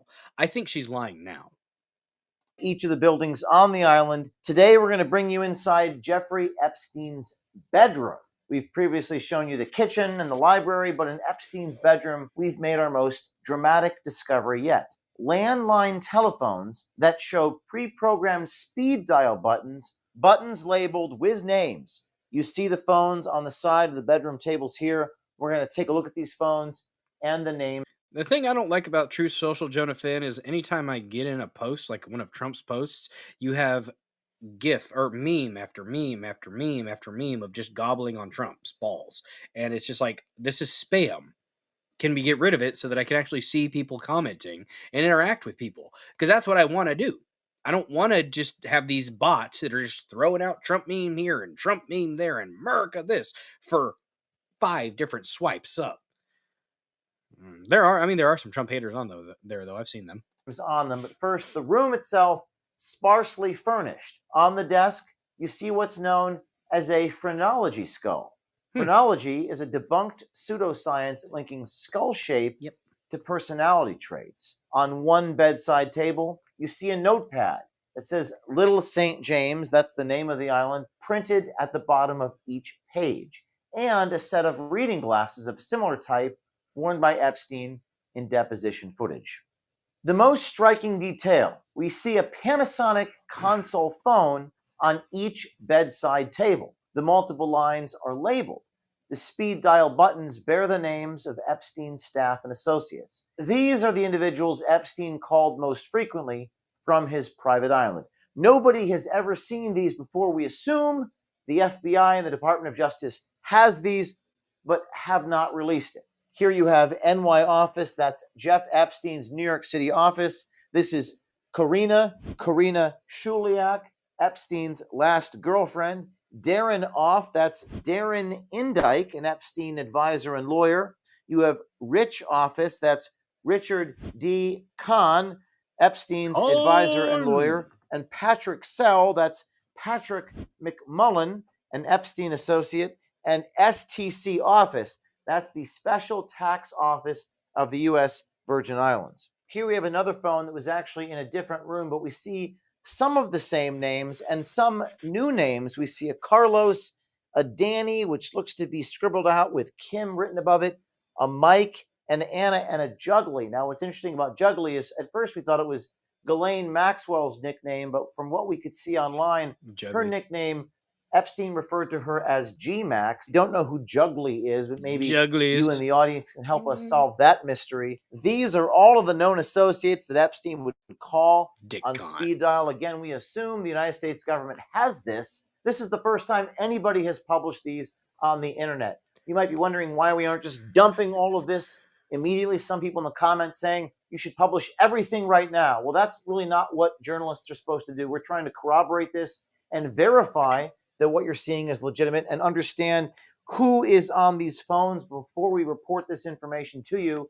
People are messaging us every minute here at OMG at our Signal account, 914-491-9395. It's blowing up. Our Signal again, 914-491-9395, or they're sending a tip through our website or at tips@o'keefemediagroup.com. We're corroborating this material and backing it up to secure drives. Our next Epstein report drops soon. And you can subscribe to OMG to get these reports first, along with exclusive... Oh, there you go. There that is. There that is. Let me see.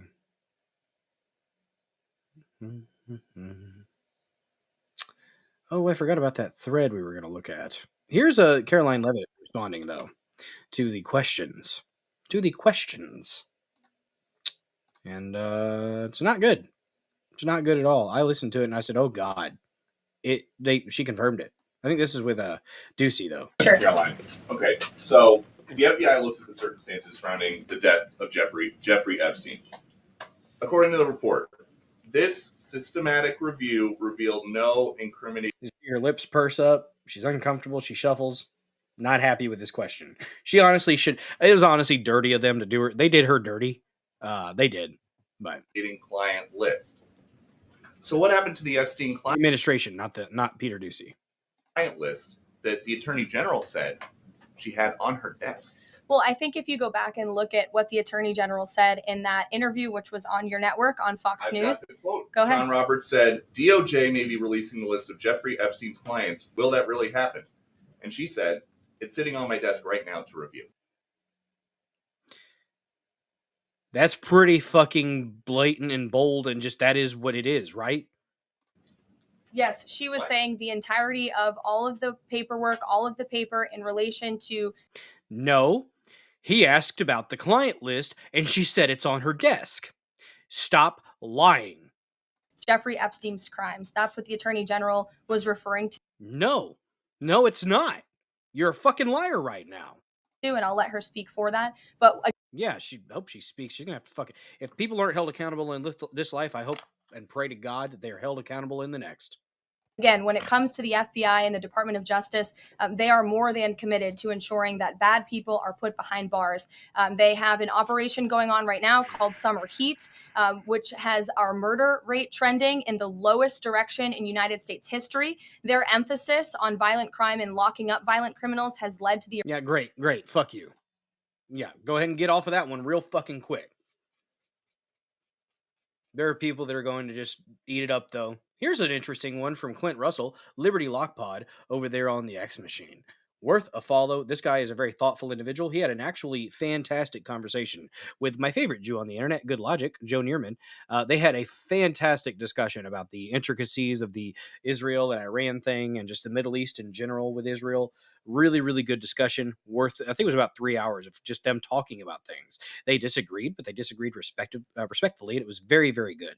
But here's a good point from Clint Russell. Former Israeli Prime Minister Ehud Barak met with Epstein 36 times between 2013 and 2017. This was after Epstein had been convicted of abusing a minor. Barak was in the IDF for 35 years and a member of the elite Seret? I don't know. Matkal unit, a special forces group known for intelligence gathering and covert operations. Epstein's partner, Maxwell, was the daughter of Robert Maxwell, a literal Mossad agent. Anyone claiming that there's no connection to Israel when it comes to Epstein is lying. I agree. I do. Yep. That's the first time I think I've seen her do that. The press secretary's job is to present her assigned official positions. You can see the stress she has to speak words that she does not truly believe. Yep.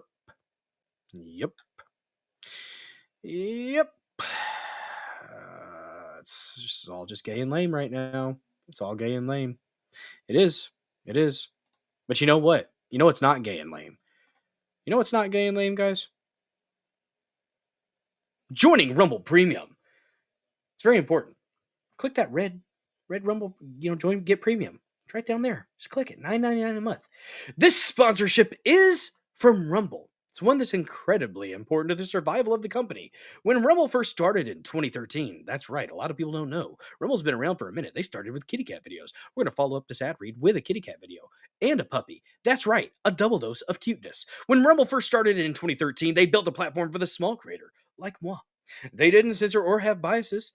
They were fair and treated all creators equally. No one thought platforms would censor political conversations or censor opinions on COVID, but they did. Facebook admitted that they fell to pressure from the Biden and Harris administration. Rumble, on the other hand, they did not. They held the line. They are attacked daily for giving us a voice to talk to you, the people. They are attacked in corporate media. They are attacked by governments like France and Brazil and Russia because they suck. They are attacked from brand advertisers who refuse to work with them. Very gay. Corporate America is fighting to remove speech while Rumble is fighting to keep it. Rumble won't survive with brand advertisers because they really don't get much of that. Watching the show here on Rumble and others like Come Uncensored, like Long Walks Music, like Alpha Zero Omega, like who else was in here earlier? I forgot. My brain. Somebody else was in here that does content, but we have a lot of content creators that watch as well. So follow and watch where they watch where they put their content out there. It's the most they can ask from you, but if you really believe in this fight, and if you have the means, very important, don't put yourself out for this. If you have the means, one major way that you can help Rumble survive is by joining Rumble Premium. Join the community that believes in the First Amendment and believes in our human right to free speech. Rumble is currently offering 10% off with the promo code STUDIO, STUDIO, when you purchase an annual subscription. Go to rumble.com/premium and use promo code STUDIO. Like I said, if you have the means and you believe in the cause, now is the time to join Rumble Premium. If you don't, well, you know what? I'm just happy that you're here watching us here on a free speech platform like Rumble. Thanks for hanging with me through that ad read. I appreciate you. Watch No More News and you will see that Joe Neerman is a subversive fraud. I disagree, Layla Decker, but you can have your opinion and that's fine. We can agree to disagree. We can agree to disagree on that. I like Joe, but not everybody has to like who I like. And that's the cool thing about the world. You can disagree with people, and it's okay. We have a dose of cuteness that we're going to get because we need it, guys. I know I need it. I don't know about y'all, but let's get some cuteness here. Let's get some cuteness.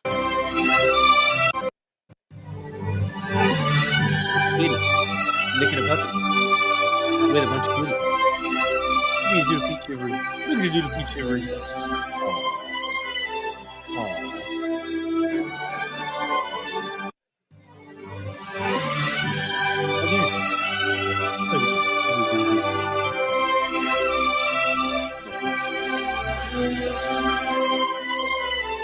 I'll check it out, Layla.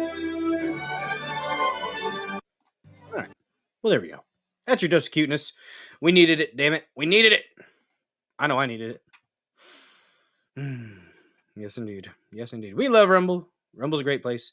What's up, crazy duck lady? Meow. Your duck is broken. Meow.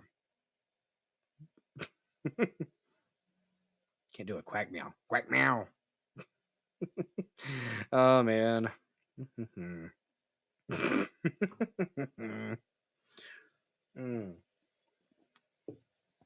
Oh, Rumble's slowest. A lot of people have been saying that. I don't know why. If it's browser, try the app. And conversely, if it's the quack meow, yes. Quack meow, quack meow. If it, I would just try to find a different source and it might make it better. I don't know. That sucks though.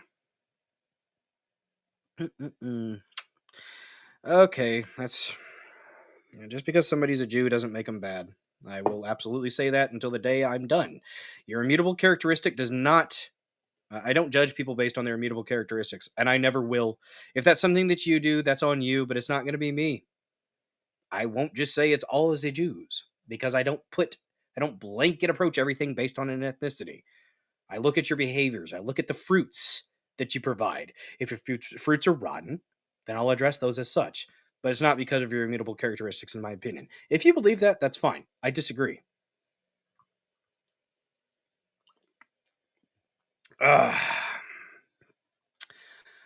Oh, man.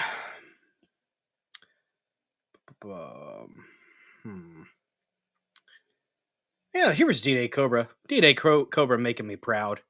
I was so happy to see this. There's absolutely no possible way to defend the Trump administration's handling of the Epstein files. Zero. This is pathetic. I think this is the one where I actually said, I'm so proud of you. Is it?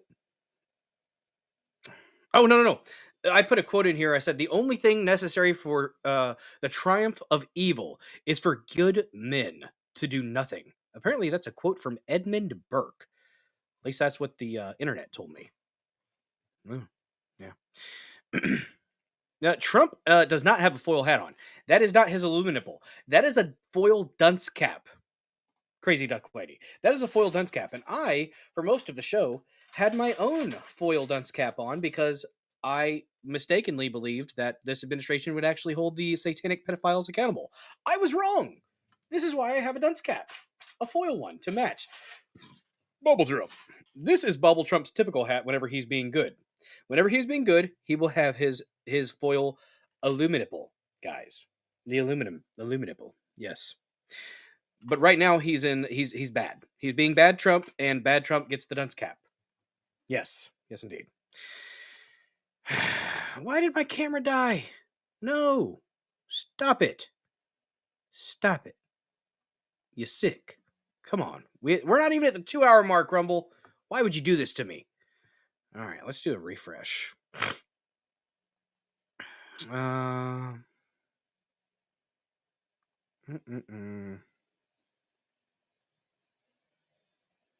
Okay, it is being gay. Let me see if I can switch to another one, though.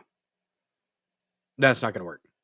I'm going to refresh, but do not redeem.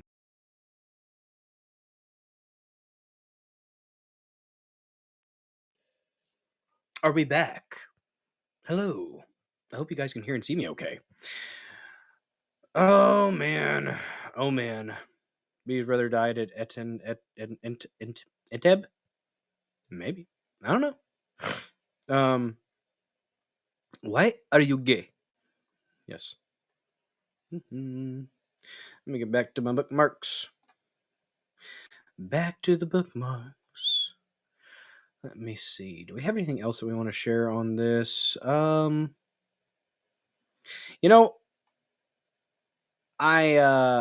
upset, but again, the Serenity Prayer, guys, I think it's important. I think when you have a loss of faith in what's currently available and the systems that can hold those accountable, it's you got to have faith in God. And I mistakenly, and I said this last night on Gina's stream, I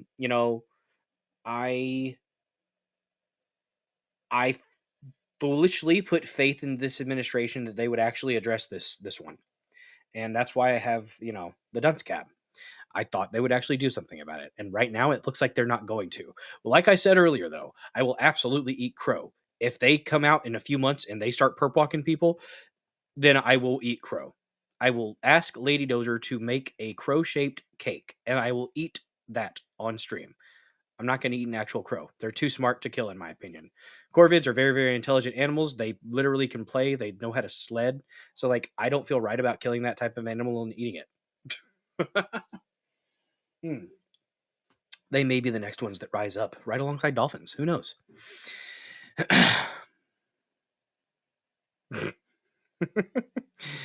Yes. There's a lot of stuff going on. A lot of stuff indeed. Well, let me see. Oh, here's a good, real quick before we shift to another topic.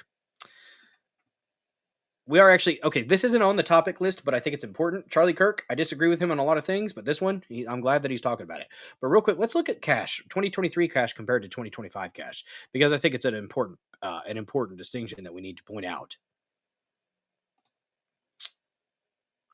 Why is the FBI protecting the greatest pederast, the largest scale pederast in human history?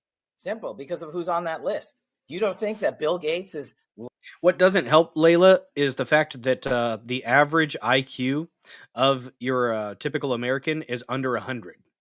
And I'm not trying to be a smarty pants, but that's concerning. To me, that's concerning. Very. Lobbying Congress night and day to prevent the disclosure of that list? And why is it that the Senate, and good for Senator Blackburn to try to get it out, but then Dick Durbin comes over the top and says, no, we're not going to release the names. I don't care about the list itself, but if you release the names, right? And I've said it, Dan Bongino said it, we've reviewed all the information, and the American public is going to get as much as we can release. He killed himself. Do you think, let's play out the logical conclusion of this. Do you think that myself, Bongino, and others would participate in hiding information about Epstein's grotesque activities? I think if your family's been threatened in the right way, yes, you absolutely would. And that's why I say, if you can't do the job, don't take the job. Or do you think we would also participate in not prosecuting people we had evidence to prosecute people on? Where's the videotape of an Epstein Island of X, Y, and Z committing these frauds? Why haven't you given it to us? Do you really think I wouldn't give that to you? You had the fucking videotape, asshole. You had... If it existed? And then Joe followed up, if you had it, if you had access to it. Let me see if I can... here's one. I don't always release the Epstein files, but when I do, I don't. Yeah. Yeah. Yep. Thomas Paine pointing that out about the cell being different, guys. Pam Bondi is just keeping the tens of thousands of child porn videos for herself. Tim Pool trolls so beautifully on X. I love it. Some people don't understand that he's trolling. He's absolutely trolling like hell. Most of the time, he's just trolling. We are going to look at that here in a second. Here we go. Mike Benz. I forgot that I had bookmarked this, but Mike Benz had said that Alex Acosta, the DOJ official who gave Jeffrey Epstein the sweetheart plea deal in 2008, and who was quoted as saying he was told to back off Epstein because he belonged to intelligence, mysteriously had all 11 months of DOJ emails to him in that time period mysteriously disappear. Poof. Gone. Fuck. Just no. I told myself I wasn't going to cuss as much tonight, but I think I have failed horribly in that. So apologies for that. But it's a bunch of bullcrap tonight, guys. A bunch. 11 months of emails were missing from Acosta's emails when the DOJ investigated. What months were missing? Provide source links. Yes, DOJ's Office of Professional Responsibility, OPR, told victims' lawyers in November 2020 that it discovered a data gap of roughly 11 months in Acosta's incoming email inbox. What the hell? Whoa. Huh? The gap covers a period from early May 2007 through mid-April 2008, the very span when prosecutors were drafting a 60-count federal indictment of Jeffrey Epstein, negotiating and then watering down the non-prosecution agreement and deciding not to arrest him. What OPR said about the gap, the only incoming messages were missing. Acosta's sent email was still intact. IT staff and Acosta all told investigators they had no idea no idea. They're just gone. Don't ask questions. OPR's technicians concluded the loss was most likely a technological error during a server migration and found no evidence of deliberate deletion. No effort has yet recovered those emails, and they remain unavailable in the public record. That's comforting. That was the first one where you got the sweetheart deal. Yay! It's all gay. It's all fake and gay, guys. All fake and all yay. Very, very much. Very much. Let's look at this really quick here from Charlie Kirk, and then we will get into our next story because I think this one is actually very, very important. Very important. Charlie Kirk, although I disagree with him and he has a very, very tiny face, it's very unsettling. I'm glad that he's blowing the trumpet because this needs to be addressed. I'm doing this broadcast, and this is bigger than anything with Epstein. This is bigger than anything with tax cuts. It is happening right. I don't think it's bigger than Epstein, but it's pretty fucking big. So I'll agree with you there. Now in Washington, D.C., and I can say this from firsthand experience, that people are pushing President Trump for amnesty. They are pushing him for mass legalization of illegals. Now, President Donald Trump, of course, would never push for amnesty, but President Donald Trump said something at a rally on July 3rd, and my phone lit up like you wouldn't imagine. President Donald Trump was talking about potentially doing a bipartisan compromise deal for illegals that have stolen Social Security numbers, that are illegally domiciling themselves here in the country, that are all felons. Every single one of them are felons. They're just not yet indicted felons. But if they're here illegally, you're a felon. It's against federal law. We've gone through all the different federal laws that you break by being here. And this is President Donald Trump speaking at the Iowa rally saying that we might need to do some form, he didn't use the word amnesty, but some form of soft amnesty. And I could tell you now through other reporting that I've been able to do and phone calls, there is a major push right now to do a bipartisan amnesty deal, a major push. People are trying to push the president. Hey, you got the money for ICE. Now we need to go move to the middle on immigration. Like it's amnesty. You can call it whatever you want. It's absolutely amnesty, and it's dirty as fuck. It's dirty as fuck what Trump's doing here. He's turning into Bush. Cut 258. People have worked for on a farm for 14, 15 years, and they get thrown out pretty viciously, and we can't do it. We got to work with the farmers and people that have hotels and leisure properties too. We're going to work with them, and we're going to... That part right there really pisses me off.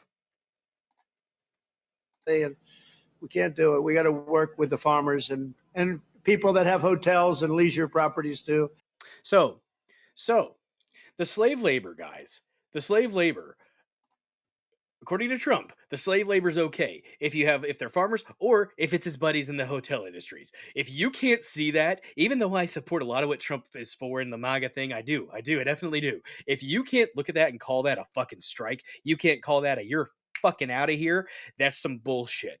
You are literally letting your buddies in your industry keep their slaves, Trump. With that, you should be ashamed of yourself. I don't know who this, is it Rollins? Brooke Rollins, I believe, who is the one that's telling him that this is a good idea. I think she's the ag secretary. We could have had Massey. In there. That'd be cool. But no, we got Brooke Rollins, I think is her name, the ag secretary, if I'm not mistaken. I could be wrong. But this is some bullshit. Trump, you can go fuck yourself for that. That's why you have the dunce cap on right now. Part of it. Part of why you have the dunce cap on. Other part, Epstein bullshit. But what's up, Pulled McGroin? Good to see you, man.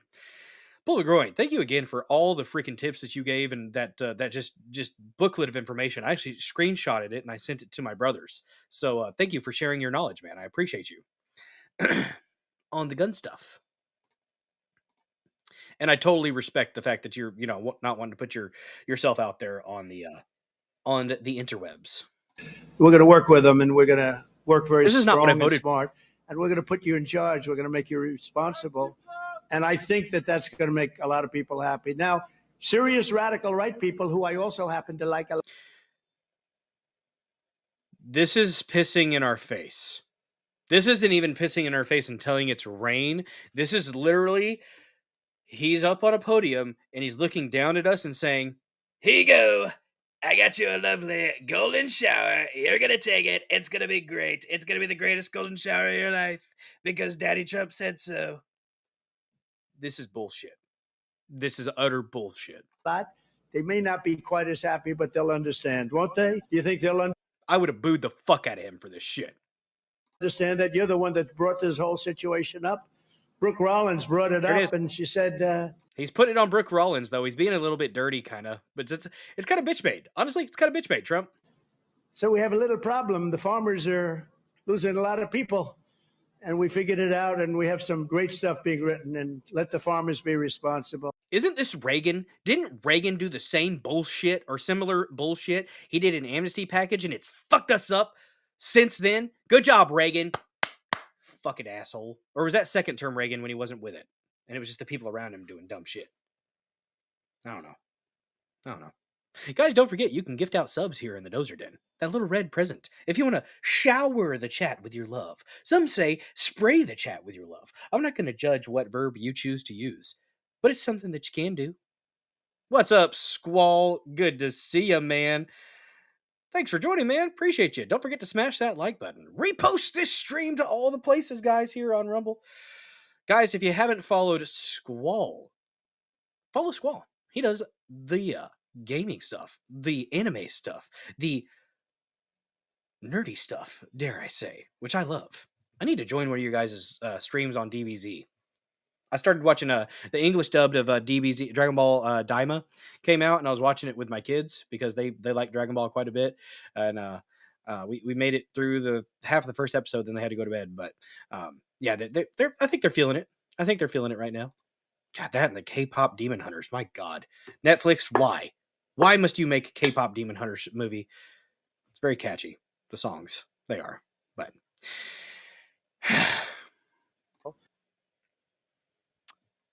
let the farmers be responsible. Look, I trust President Trump's instincts 100% here, but there is a group of people that are... Nope, you're ball goblin. Stop it. Pushing President Trump very hard to stop the deportation effort and to try to have some sort of a... His kid voice is interesting. I don't know. And I think, did they take the dang dragon? Did they put freaking Chris Sabat? Is he the damn... Or Sabat. Is he the damn voice actor for the dragon in Dragon Ball Daima? Or has he always been the voice actor for the dragon? I don't know. Come to the table moment of a bipartisan compromise. Hell yeah, man. That we need to try to figure out how to make these people have a pathway to citizenship. Nope. Now, this is not by any means a knock on President Trump. It is a knock on people that are trying to pressure President Trump and pressure him. Nope. Okay. No. No, Charlie, you're not going to sit here and freaking sweep for him. Don't do that because Trump knows better. We can't say, oh, poor Trump, he's just being influenced by all these bad people. He's a big boy, a very smart man who had this shit happen the last administration. So I'm not going to fucking make an excuse for him. And I'm going to call out people who do. Charlie Kirk, you're being bitch made. Stop it. I'm going to try to stop cussing less at some point, I swear. Hard. We don't know any of the details, but President Trump did say that the radical right people that he has a soft spot for wouldn't like this. Hello. Hi. I'm one of those radical right people. And I want to know what I'm not going to like. Because of all the different stuff that's in front of us, if you want to break our coalition, go and push amnesty. That right there would be a complete collapse of everything that we have worked for. Everything. So we don't know any details, but it looks as if President Trump might be in preliminary discussions. And I could tell you that there are many different discussions. Sartorius, what are you asking for? We don't usually do requests on the weekday shows, but what you requesting?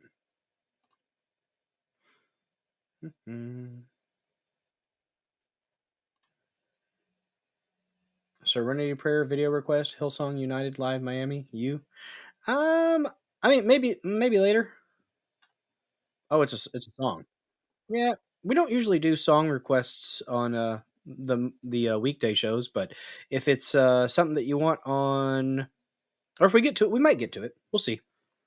But if it's something that you want, you might want to get in the Discord and throw it out there in the Discord so that we have it for Saturday, perhaps. All right, let me get back to this. That I've had with people, and they are pushing it hard to create some kind of amnesty proposal aimed specifically at farm laborers in the United States. But it's more than that. It could be hotels. It could be leisure properties. We've heard the arguments about this for years. Well, the crops are going to rot in the fields. There'll be starvation. But here's the main thing that you need. I hate that so much. I hate that so fucking much. I worked at an orchard for my first job from 15 on the summers and the weekends. And whenever I could get there in the evenings because football practice and everything. But I worked at an orchard from 15 to 18.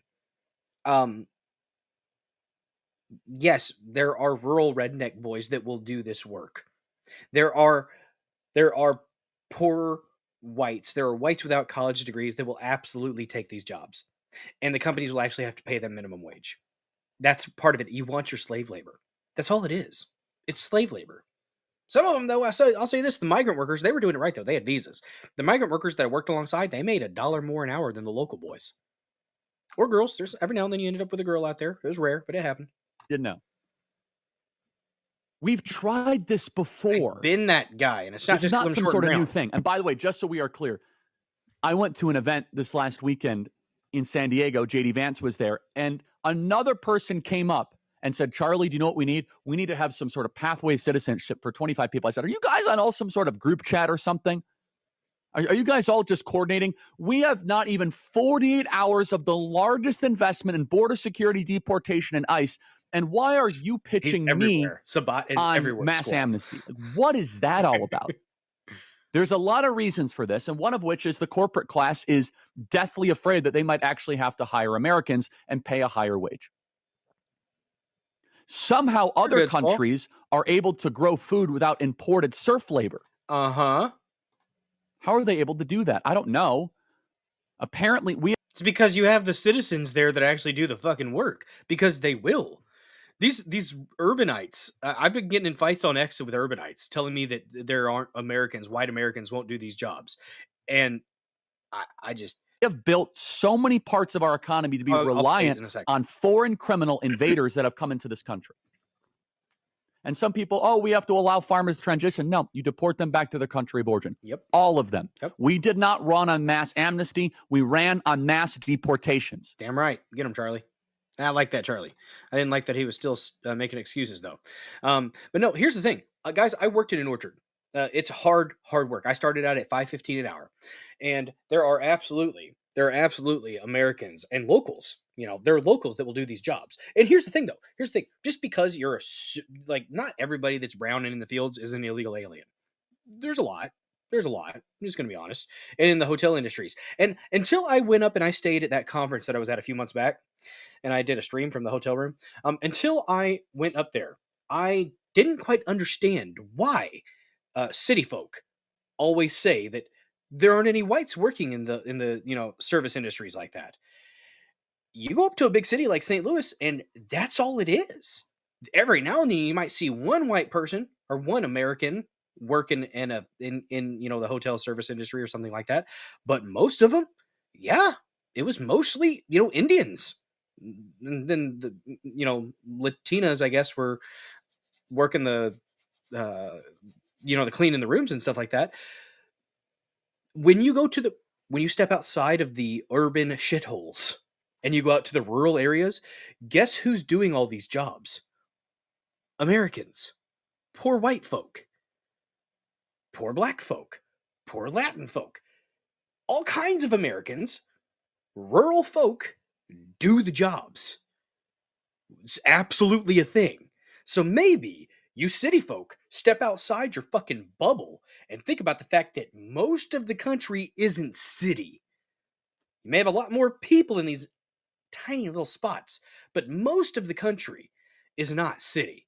Most of it's more rural, spread out. And Americans absolutely do these jobs. And as somebody who worked at orchard work and grew up on a farm, never had any illegals on our fucking farm, yeah, there are good old boys that will do these jobs. And I do find it hilarious that the person that was mowing the duplex right beside us happened to be a Mexican feller. And after I haven't seen him. I haven't seen him this year. But you know who I do see out there? Local white boys mowing the lawn now. Good for him. Young feller, probably just graduated, got himself a trailer, got himself a mower. He gets out there and he busts his ass. And I'm so fucking glad that he's got himself a chance to work. So, yes, absolutely Americans will do these jobs. Absolutely white boys will do these jobs. Somebody said that, oh, you're not going to see a white boy in 114-degree heat up on a roof. Bitch, do you know about Southeast Missouri? Do you know that a lot of the white folks that get up on these roofs, they end up getting dark as fuck? Like, my stepfather is an old German Catholic farmer, and his tan lines are insane. when he'd get in the, we had a grain bin swimming pool growing up, by the way. This grain bin got blown across a few fields by a tornado, mangled, sheet metal, and we got our sledgehammers out. We loaded it all up, broke it down, got our sledgehammers, and when we brought it back to the house, and we flattened it back out or put it to a curve as we could. And we made ourselves a grain bin swimming pool. And it's never getting blown away again because it's in a freaking ring of concrete with I-beams stacked every 10 feet or so.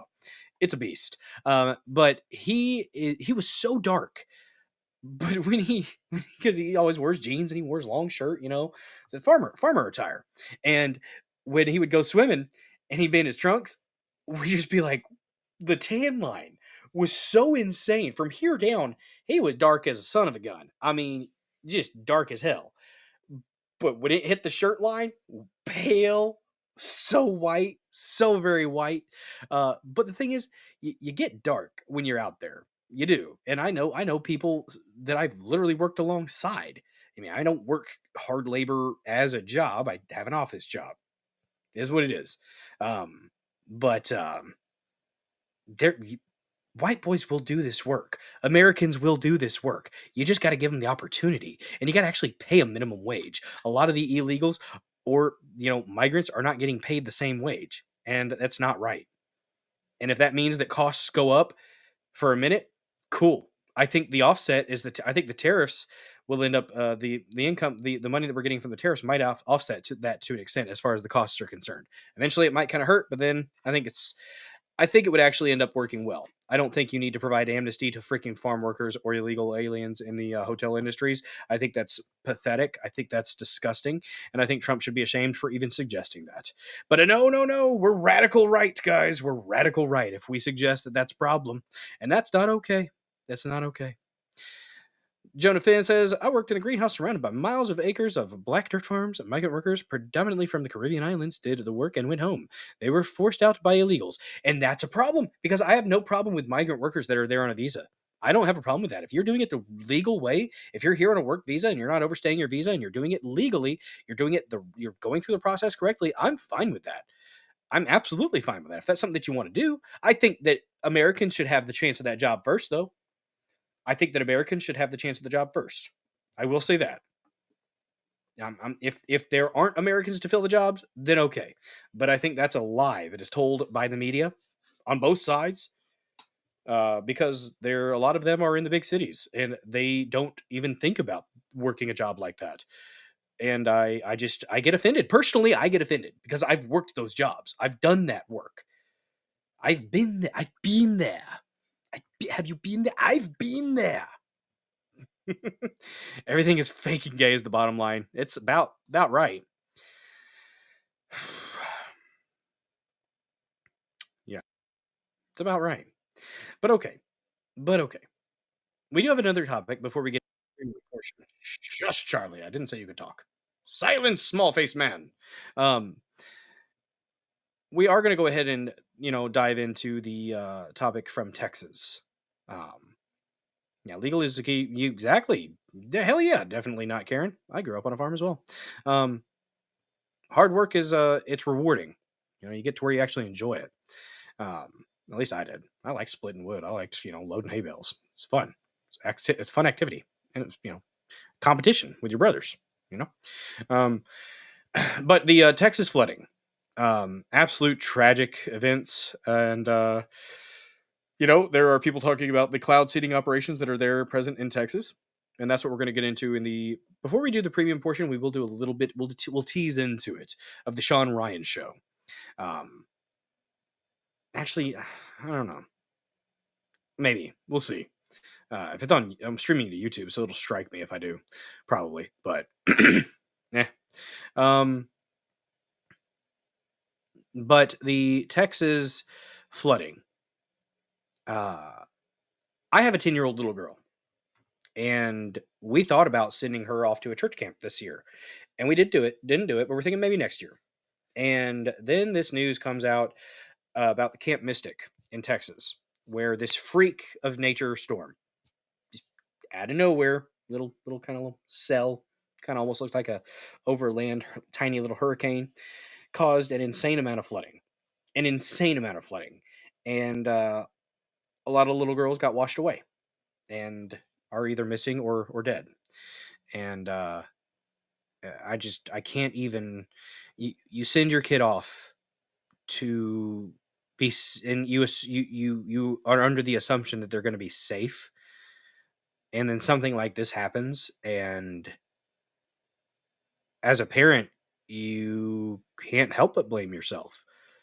And I pray for the parents. I pray for the families that are survivors, and that lost children and lost loved ones. Apparently, one of the we were talking about. I was talking about heroes earlier involved in the situation, and there was I think a Coast Guard member who saved like 165 kids, Rookard or something like that. We actually might have a little. I think I did a bookmark for him, but there are people taking advantage of this, and I'm not going to hang my hat on the weather modification thing being the absolute reason this occurred.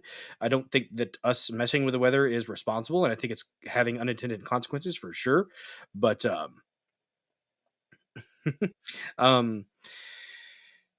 it's too early for me to say something like that, and it's something to definitely be aware of. I mean, we've had a whole stream where we talked about weather modification and the history behind it. It started in the late 1800s, early 1900s, with the different operations to cause rain or snow, and this freak floods do happen though. Sometimes, guys, sometimes bad things happen. And sometimes there's not a big grand explanation behind it. Sometimes horrible, horrendous things occur and people die because of it. And we as humans, we try to find a reason. We try to find the why. And sometimes in our effort to do so, we can be rather callous. And there are people, on certain avenues that are saying it's all weather modification. And I'm not going to hang my hat on that right now. Not yet. Maybe after a little while and I see more information, maybe. But conversely, on the left, or the commie fags side, they're blaming Trump. They're blaming this administration, saying that the NOAA was short-staffed. Here's the kicker, though. Those budget cuts they're talking about don't take place. They don't take place until 2026. And the NOAA says they were actually overstaffed for this. So to those Democrats, those lefties that are trying to blame these kids dying on the Trump administration or on the budget cuts, have a brief moment of humanity, please. Just be human for a second. Just try to be human about this, because kids are dead. And cloud seeding isn't that fast. I agree. But yeah, we got a little thing here of a little pushback that CNN got, because CNN, I guess, was going with that narrative. CNN says what's unclear is, well, actually, let's just go ahead and listen to the clip. Local leaders in Central Texas have said that so far they are getting what State and local leaders in Central Texas have said that so far they are getting what they need from the Trump administration. Of course, we continue to track that. But as we track the federal response to this flooding in its third day of recovery efforts, there are a couple of important questions to follow here. Number one is the National Weather Service. This is the agency that is responsible for the country's weather forecasting. They issued a series of alerts on Friday in those very early hours, saying there is going to be life-threatening flooding. Now, it's unclear how many people they were able to reach with those warnings. We heard in that news conference that there are some people that didn't even have cell service where they were, who were impacted.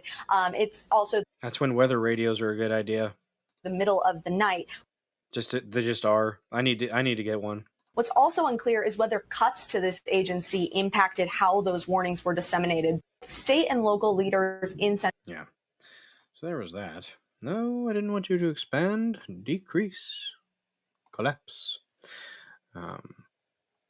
But Charlie, CNN, what's unclear is whether the cuts to the National Weather Service impacted how warnings were disseminated. National Weather Service, we had extra staff in the office that night. Austin meteorologists, there was a flood watch for Kerr County 12 hours before the catastrophe and a flash flood warning 3 hours before. They did their job and they did it well. So the National Weather Service, this is from the AP. So to all your lefty idiots that you might know, share this with them. The National Weather Service in New Braunfels, which delivers forecasts for Austin, San Antonio, and the surrounding areas, had extra staff on duty during the storms, Rennian said. Where the office would typically have 2 forecasters on duty during clear weather, they had up to 5 on staff. There were extra people in here that night, and that's typical in every weather service office. You staff up for an event and bring people in on overtime and hold people over, Rennian said. Avery Tomasco. All I'll say is this. The National Weather Service issued a flood watch for Kerr County more than 12 hours ahead of the catastrophic flood. A flash flood warning was issued for Hunt and Ingram 3 hours before the Guadalupe started to climb. They did their job and they did it well. So there that is. There's the counter to the bullcrap narrative from the left about what's been going on there. It's quite devastating. I will say that, what's going on. And we actually have a Fox News clip, and they actually got Brandon Herrera, the AK guy, because him and Donut Operator, and I was actually watching Donut Operator, which Donut's streaming to Rumble now. Yes, whacker. I'm glad about this. He was actually on a stream. It was on, I think it was on the 5th or the... Yeah, no, it was on the 4th. It was on the 4th. He was streaming on the 4th on Rumble. So that was cool. But Brandon Herrera was interviewed by Fox News about this. They went out there and they've been volunteering and trying to help out. But there's quite a few dead. I think it's more than 80 now. I think there's like 100 and something that have been confirmed dead. But at the time of this, it was a little over 80. President and YouTuber Brandon Herrera, who has been on the ground in Texas assisting with these rescue efforts. Brandon, thank you for joining us. The images are shocking, but you are seeing this with your own just eyes. in the sexuality way. Can you describe the level of devastation that you're witnessing firsthand? Yes, ma'am. So we first went up the night of the 4th just to kind of get a feel for the situation. It's probably 30 minutes away from where we are. So these are our neighbors. These are people that we know in the community. And it was shocking to see. There's cars and trees. It's hard to believe just how violent the water is. I've seen floods before. I've never seen anything quite like this. I mean, the amount of force behind rushing water, it's breaking trees like toothpicks. It's got Connex containers up in trees. It's kind of insane, the devastation.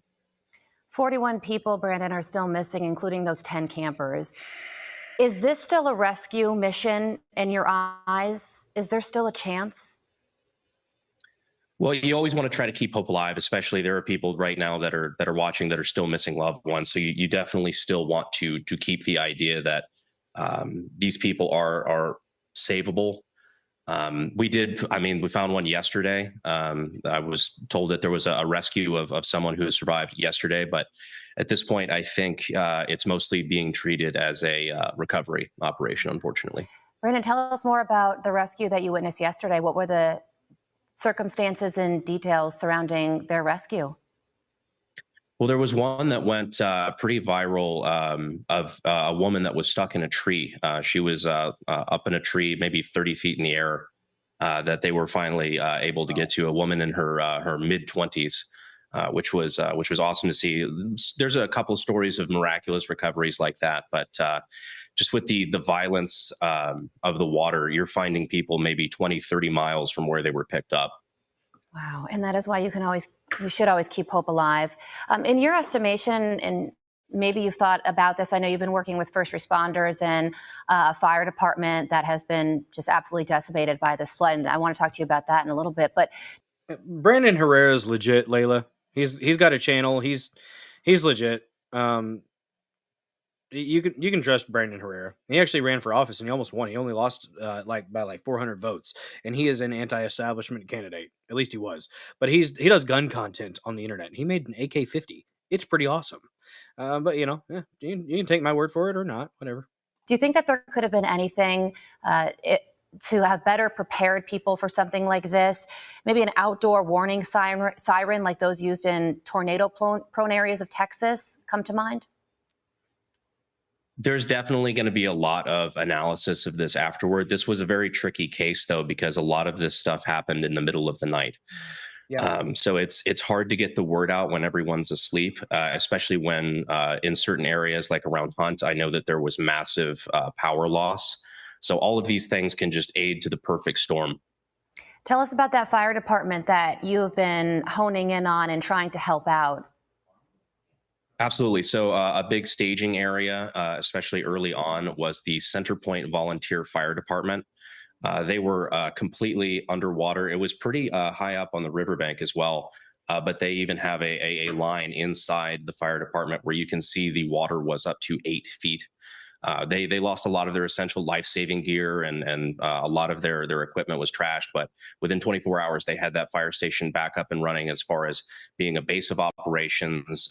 The guys on the ground there have been fantastic to work with. So we're trying to do what we can to work with first responders, get them energy drinks, help with recovery efforts, basically anything we can do to try to help this go smoother. Well, when disaster strikes like this, you know, you have state, local, federal all coming in at once, along with charities and outside organizations rather. Do these rescue efforts feel organized to you? There's always going to be some issues when it comes to interagency operations. That was the number one complaint that we heard from first responders early on, is that communications were questionable at best, and especially interagency communications. But it strikes me that this is something that wasn't massively rehearsed. So you're always going to have those sort of complications. And it begs the question as to whether or not maybe it should be. Is there anything else that's needed right now? You on top of tabletop exercises for massive natural disasters, you have to actually practice with these types of things. And I know some of our local like fire departments, they actually, you know, they'll do the water rescues. They'll do aerial rescues. I've seen them before out practicing in the fields. You know, they set old houses that aren't, you know, being, you know, needed anymore, set them on fire, and they do drills. They practice what they're doing, because if you're not practiced in it, then when it hits you can be prepared as you want, but if you've never actually gone through the motions, it's difficult. It's difficult.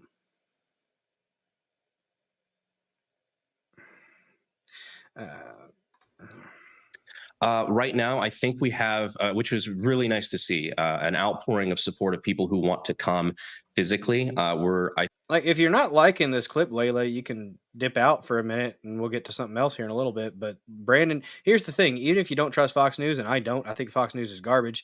If you can get your voice out on a platform that reaches millions of people that might be helped, why is that a bad thing? Give me a reason why that's a bad thing. Like, I don't know why, like, this is just a guy who's out there trying to help and is getting the word out. He's using Fox News as a tool to get the word out. That's what he's doing. But if just the fact that he's on Fox News makes it all gay and fake, then that's fine. I think the current word is to just keep back for now. We actually have an overwhelming swell of volunteers to where it's actually becoming an issue getting emergency response vehicles in and out of areas quickly. The biggest thing over the coming days is going to be financial support,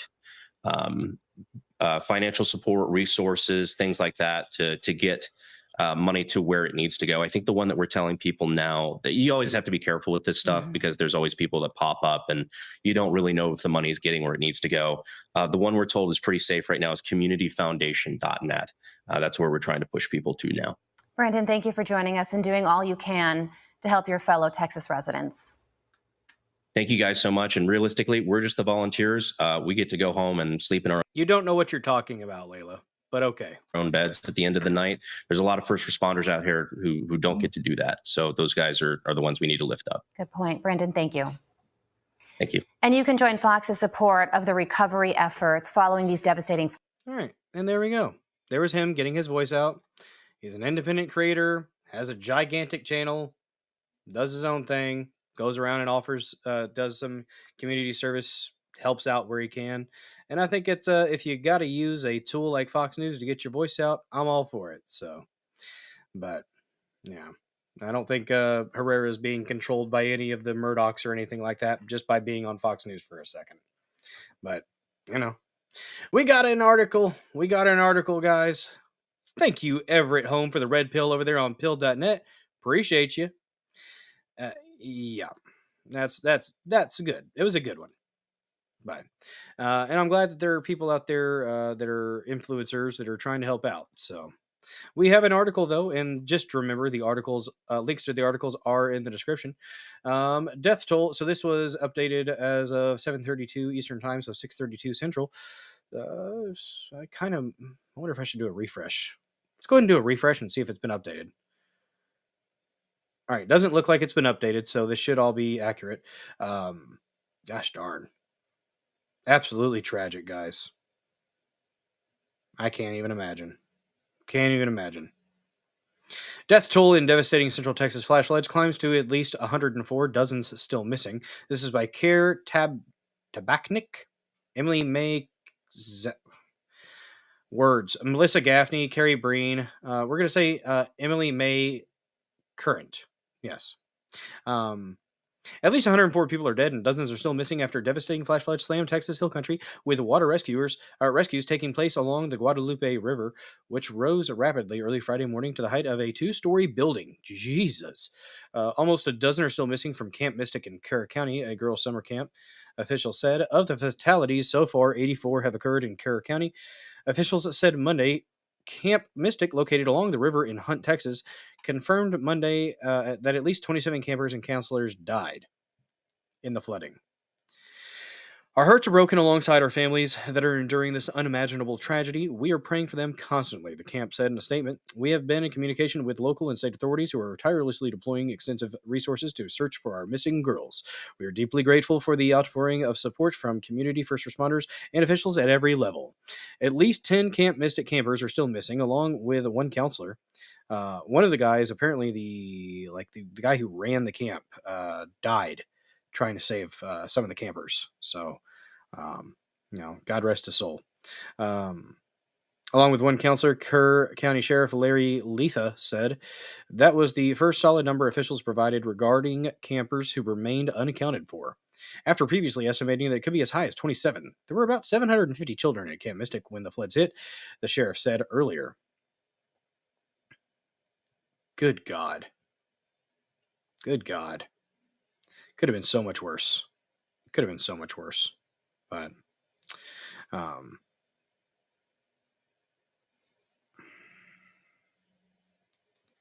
today I visited Camp Mystic. Hey, Layla, I supported Trump. Am I controlled opposition? Is anybody who voted for Trump controlled opposition?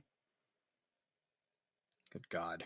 Today I visited Camp Mystic. It and the river running beside it were horrendously ravaged in ways unlike I've seen in any natural disaster, Abbott wrote in a social media post. The height the rushing water reached to the top of cabins was shocking. We won't stop until we find every girl who was in those cabins. Operations would continue around the clock to search for anyone affected by the deadly storm, the governor said during a briefing Sunday afternoon.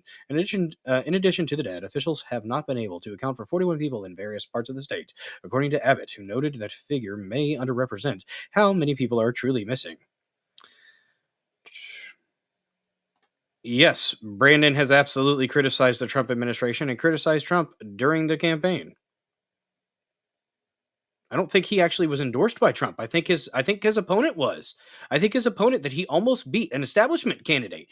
Trump endorsed his establishment candidate that won by only 400 votes. And this is a guy outside of politics that almost won. He almost won. That'd have been great. Yeah, his name is Brandon Herrera. Look him up. That way you're not just making assumptions and looking like an idiot. Or keep talking out your ass. Whatever. Let's see. Especially in the Kerrville area, there were so many people camping out near the river, people in RVs and things like that, he said. There are people that are not known, confirmed missing because we do not yet know who they are. Abbott said searches will persist throughout the Guadalupe River system in the hope of locating anyone else. And he asked the public to contact local officials with information about friends or relatives believed to be lost. Florida Governor Ron DeSantis said Sunday he ordered 3 swift water rescue teams to Texas. Well, that's good. God dang. Yeah, if you were, it's awful, just awful.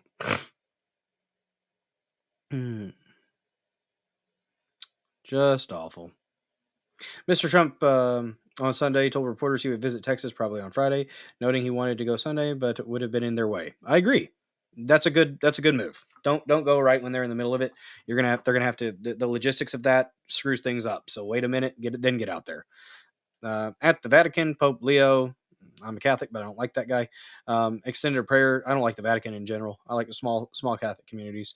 Extended a prayer to the flooding victims during Sunday Mass, saying, "I express my sincere condolences to all the families who have lost loved ones, in particular their daughters who were at summer camp in this disaster caused by the flooding of the Guadalupe River in Texas in the United States.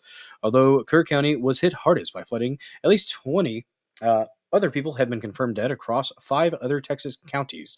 About 150 miles east of Camp Mystic, Travis County has confirmed at least 7 deaths, according to local officials. Travis County includes the Texas capital city of Austin. At least 4 people were confirmed dead in Burnett County on Monday, Captain Mike Sorensen of the county sheriff's office said. Abbott said 2 people remain missing in Burnett, a 17-year-old girl, and the county fire chief. Well, damn. Derek Marcio, the emergency management coordinator for the county, previously said more than 50 rescues had been conducted countywide since the flooding crisis unfolded. Emergency management officials in Kendall County confirmed 6 deaths as of Monday, and rescue and recovery operations were still underway, and another 2 deaths were confirmed in Williamson County by county officials. Earlier in Tom Green County, the San Angelo Police Department confirmed Saturday the death of a 62-year-old woman identified as Tanya Berwick. Police said Berwick was driving when her vehicle became submerged by floodwaters. Good night.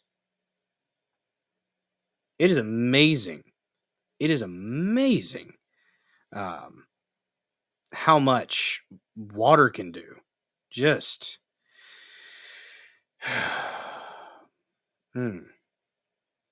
No, actually, I don't think it was one where he said either one. Like he did in Missouri with the governor. He said, any of your candidates, any of them are going to be great governors, because he doesn't like to have a.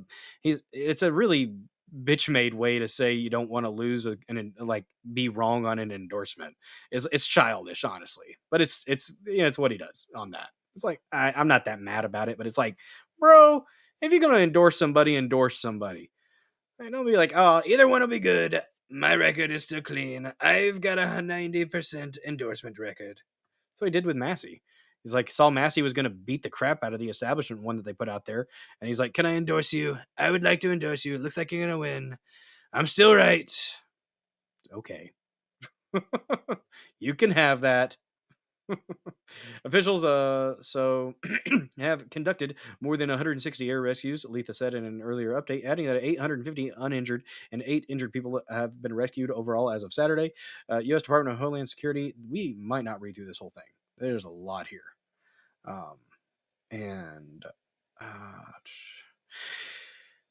Let's look at how did it flood so quickly. Meteorologists say storms in the area converged with remnant moisture from what was formerly Tropical Storm Barry. So there was a tropical storm there, and then which made the landfall in eastern Mexico early last week and moved northward. That produced exceptionally high rainfall totals in a region that is susceptible to flooding. Rice, Kerrville's city manager, explained how the Guadalupe River flooded so quickly. When you look at the headwaters of the Guadalupe, that's North and South Fork, Rice said Friday night, since 1987, under normal conditions, if you can call it that, you'll hit water in one of those areas, and those 2 forks will converge into the Guadalupe, which comes through the city of Kerrville. This rain event sat on top of that and dumped more rain than was forecasted on both of those forks, Rice continued. When we got the report, it was about 7 feet or so on the South Fork, and within a matter of minutes, it was up to 29 feet. That is insane. All of that converged at Guadalupe. The Guadalupe River at Hunt reached its second highest height on record, higher than the famous 1987 flood, the city said, citing the NWS.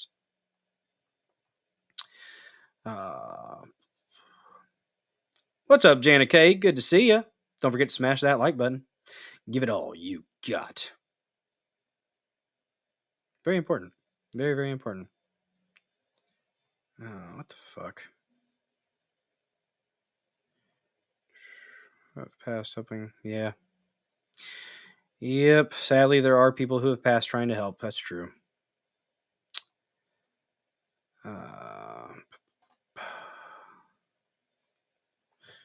Let's see.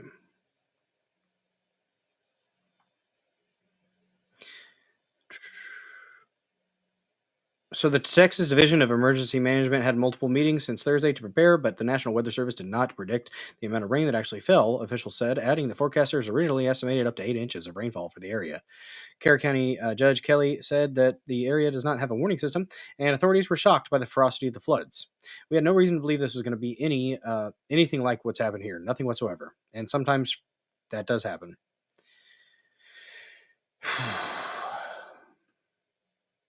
That is a good photo right there. That's a good photo. I'm just so freaking... My heart breaks. My heart breaks. For those that lost kids. You should never lose a kid. Your kids should always outlive you. I just cannot imagine burying one of mine. Just can't. But... see, Texas issued flash flood emergencies in 5 counties as it continue to be slammed by severe rain and flooding. Between 5 and 11 inches of rain have fallen in the northwestern Bandera County, central Kerr County, northeastern Tom Green County, east central Kerr County, and west central Kendall County, according to the National Weather Service. Search and rescue operations are ongoing. There are hundreds of people on the ground from various units helping with the search and rescue operations, officials said. The operations have included drones, helicopters, rescue divers, boats, and high water vehicles after Abbott signed a disaster declaration, and I think Trump signed one as well, for several counties hit by flooding. At a news conference, the governor said his declaration ensures all counties will have access to every tool, strategy, personnel that the state of Texas can provide to them, which will be limitless. We will stop at nothing to ensure every asset in person and plane, whatever is needed, is going to be involved in the process of rescuing every last person and ensure everybody involved in this is going to be fully accounted for. I hope so. I know there's, I mean, hell, we forget about North Carolina and South Carolina still. They still, I mean, I haven't read into it, but there were still a lot of people that were just never accounted for, and they probably were buried in the mud. That's probably where their grave will be. So, sucks. Hate this. Hate it. Insane. It's just when nature pops off, it pops off. Lorraine Gullen, who owns a restaurant right next to an RV park that was affected by the flood, said raging water swept away vehicles, some with people still inside. Residents at the park had been celebrating the 4th of July.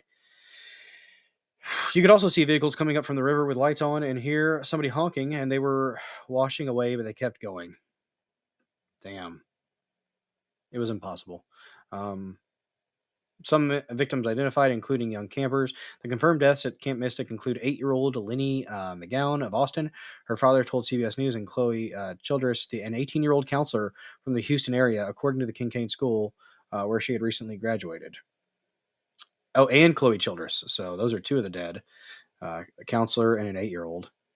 2 girls from Dallas, 8-year-old Eloise Peck and 9-year-old Lila Bonner also died, their family said. A third 8-year-old, Haley Hanna, was among the campers missing as of Monday. On Friday, Patrick addressed the parents of children at Camp Mystic. The lieutenant governor, who briefly acted as governor while Abbott was on vacation, said they are praying for all those missing to be found alive. If they are alive and safe, we will find them and bring them home to you, Patrick said Friday. Man, I got a 7-year-old and a 10-year-old girl. Just, it hits. It definitely hits.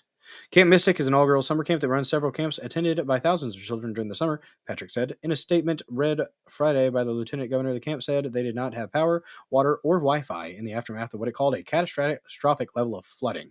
The statement added that the highway was washed away, so we're struggling to get more help. And there is a link, and the link to this article is in the description. And Brandon Herrera did mention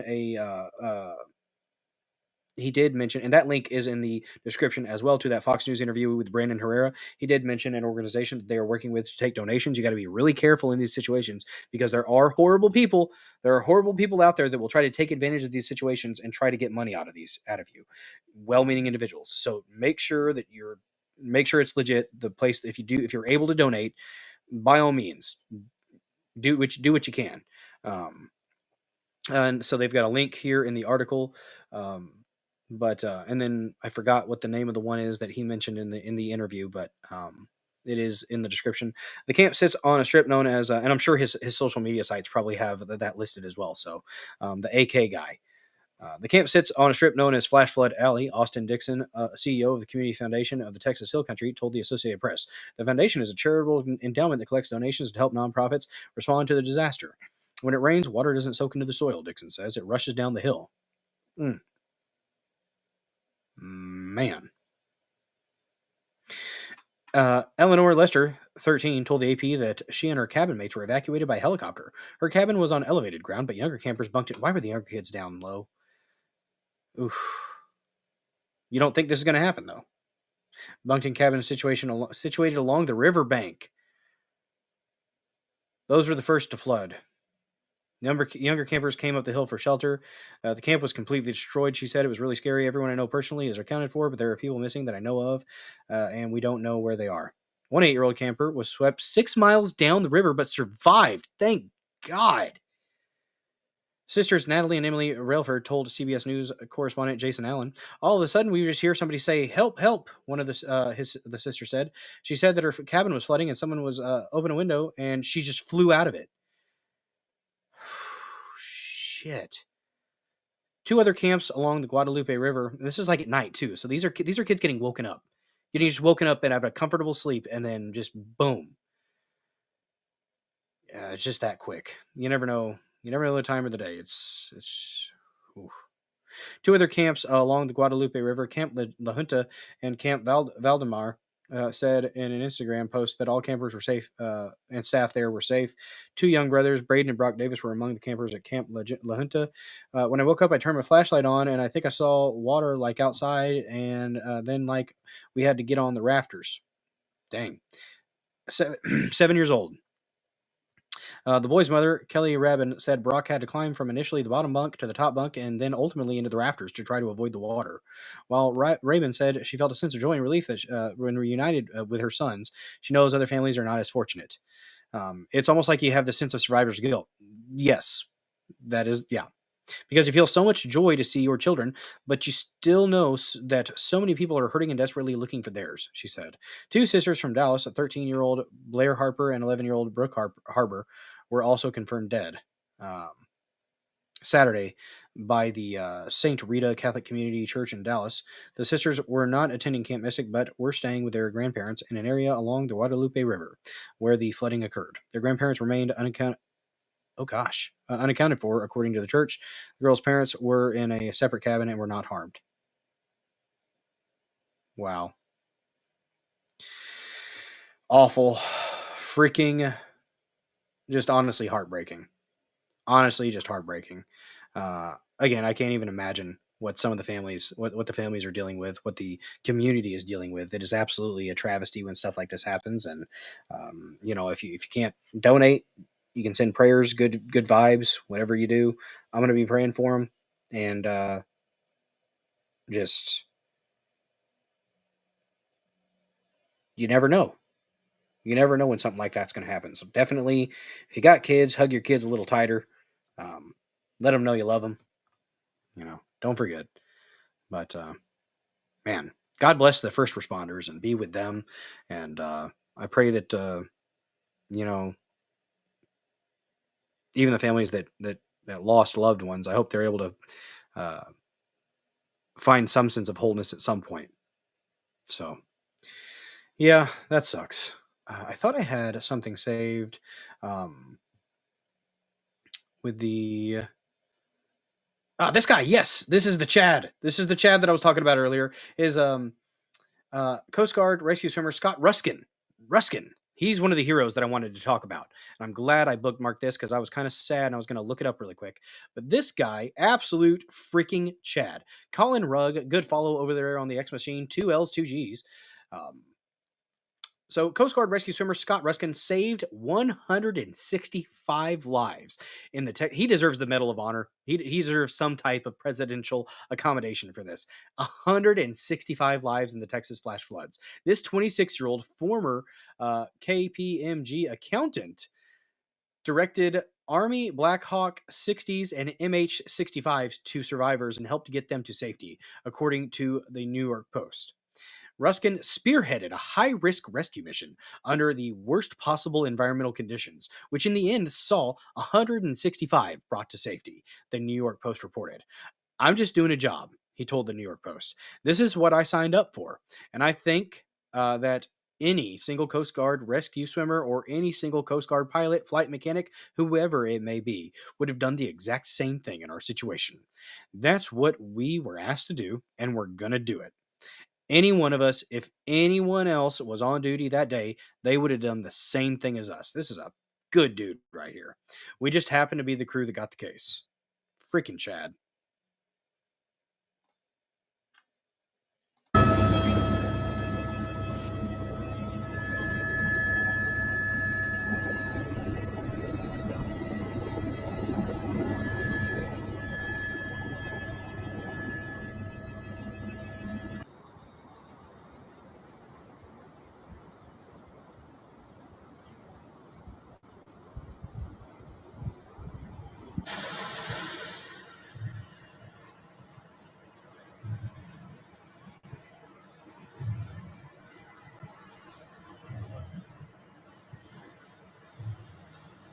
That's insane.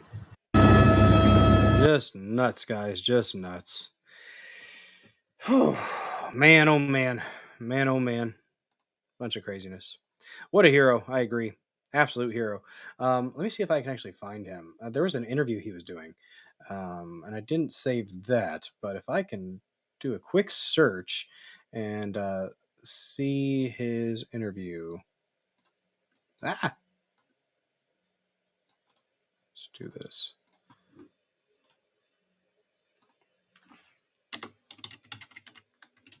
Oh, I am in all caps, yelling at X.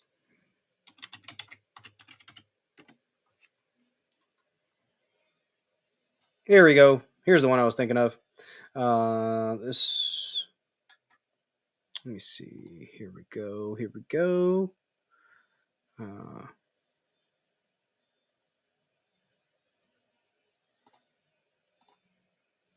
There we go. Joining us this morning.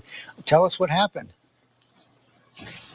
Hey, yeah, good morning, everyone. So I'll kind of give you guys a quick synopsis of what was going on. The Coast Guard launched us and decided to send a rescue crew from Air Station Corpus Christi at about 6:30, 7 a.m. on Friday, the 4th of July. I just happened to be on the duty crew with Ian Hopper, Blair Rougefort, Seth Reeves, some of our crew members in the Coast Guard.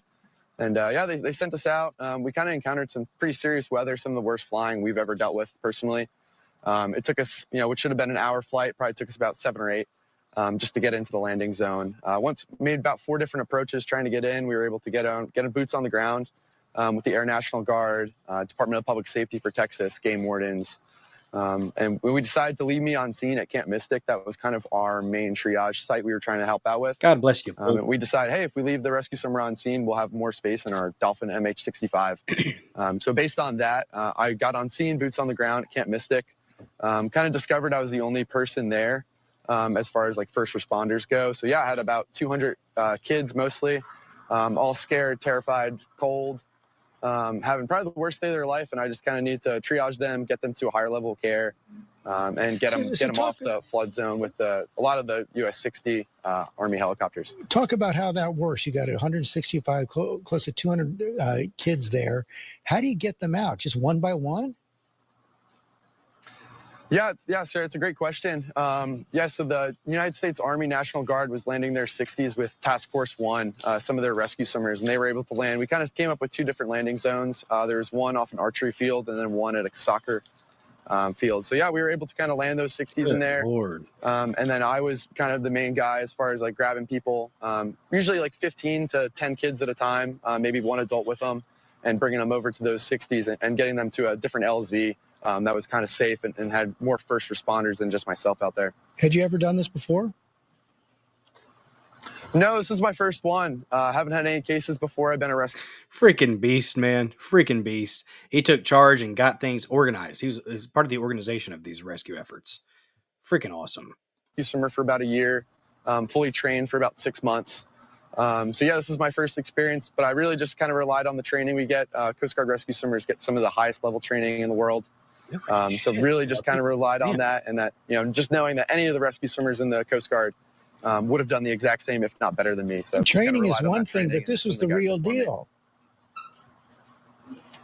Yeah, this was definitely the real deal. But I just remembered that, when I got on scene, there was, 200 kids looking to someone for some sort of comfort and safety. They don't really know what my experience is or my rank or my age. They just know, hey, this guy's a professional and he's here to help us. And I kind of had to live up to that standard. But yeah, the real heroes, I think, were the kids on the ground. Like, those guys are heroic, and, they were dealing with some of the worst times of their lives, and they were staying strong. And that helped inspire me to kind of get in there and help them out. Well, you sure stayed strong as well. Thank you for joining us this morning. Congratulations on a job well done. Yeah. And we're going to have a lot more on the Texas flooding disaster coming up. Thank goodness. Good guy. There's a hero right there. There's a hero. Look at that. That's cool. Just doing his job. That's what it's about right there. That's what it's about. God bless that young man. He's not that much younger than me. I got 8 years on him. But hell yeah, brother. Hell yeah. Love to see that. You do love to see it. All right, guys. Guys. Where are we at? We are... I think we may be about to enter into the premium portion of the show. But I think I want to find something really quick before we do that.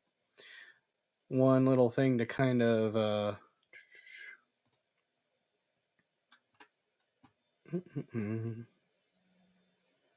me find one thing real quick here.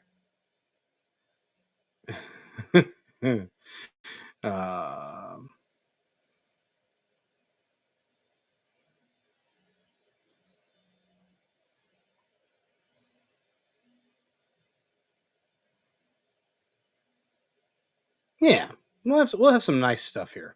Some islands that don't look real. Here's our palate cleanser. We talked about the Epstein stuff. I ranted and raved and cussed a whole lot, and so to the YouTube audience, you're not gonna see this, but we'll actually go through. We got some Greek islands that look pretty cool.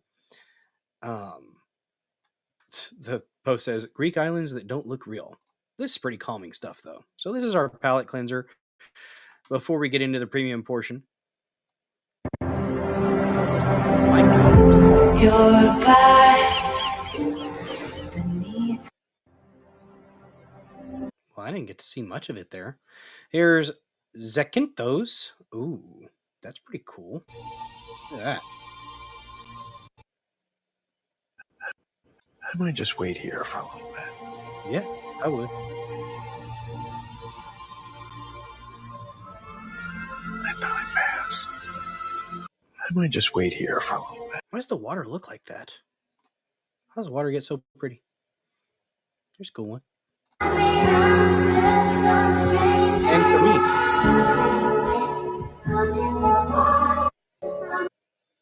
Well, that's just a cool building. Peros, timeless cycladic architecture and narrow cobblestone alleys create an almost dreamlike atmosphere. Nice. Just gonna do what I want it to do. There we go. Max note.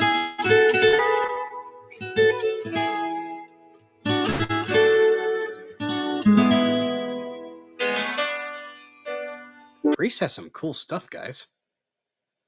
I'd like to travel there at some point, just to say hi. Crete.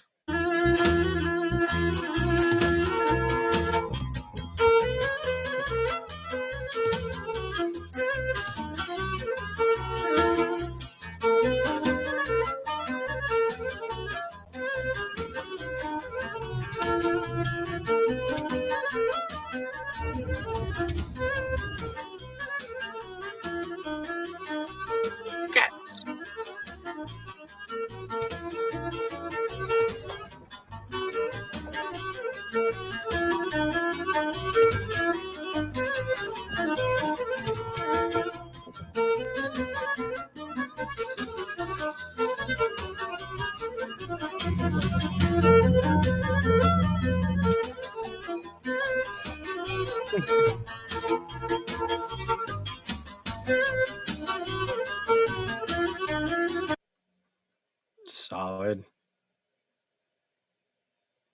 Wonder which one this one is.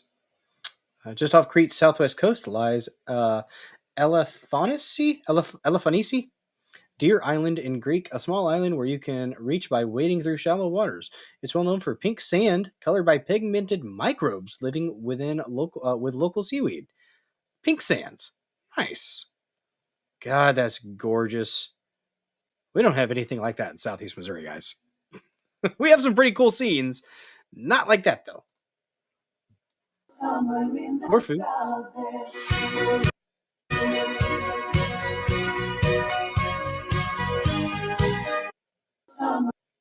Baby, who cares? But I know you care. Bring it over to my bed. You don't know what you do. Your body like speaks to me. You don't know what you do. Your body like speaks to me. You don't know what you do. Baby, who cares? But I know you care.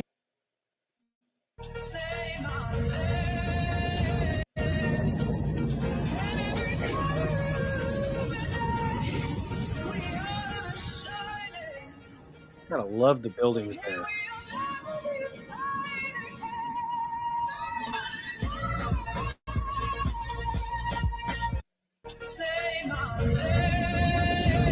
Apollonia.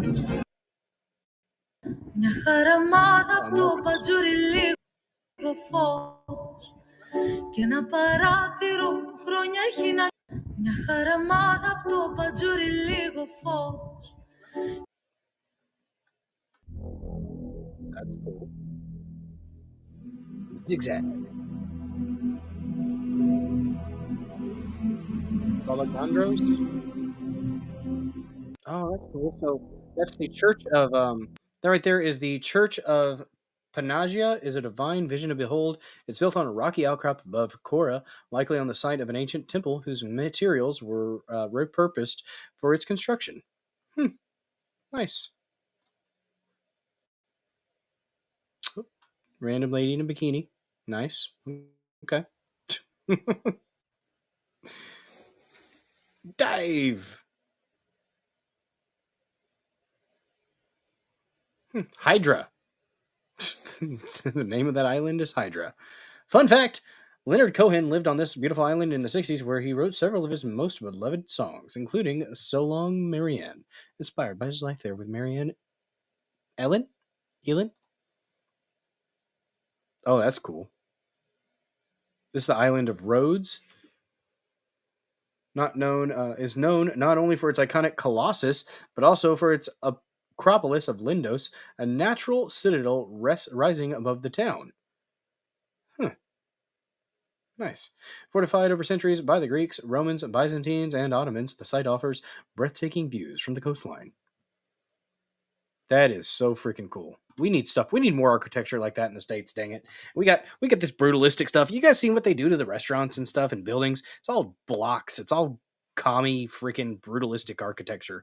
It's just a gray, uninspired block. Ugh. That pink sand place, where was that? Absolutely beautiful. Let me look. I'm gonna scroll up and find it for you.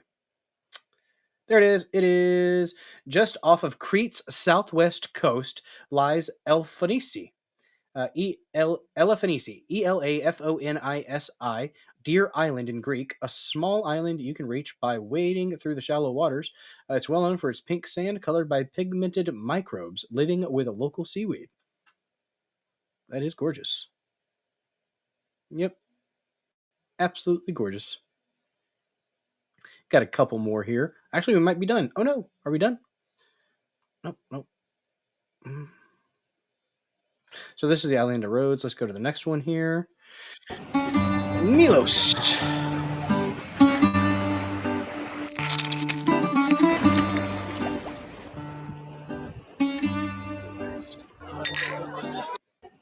Thanks for the support on Build, Red Pill in the repost.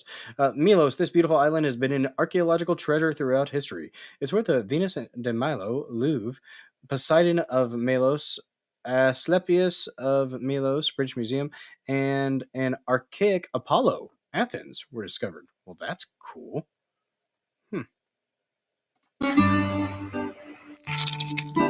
Okay, we already watched that. Well, there you go. Hopefully that was a bit of a palate cleanser for y'all.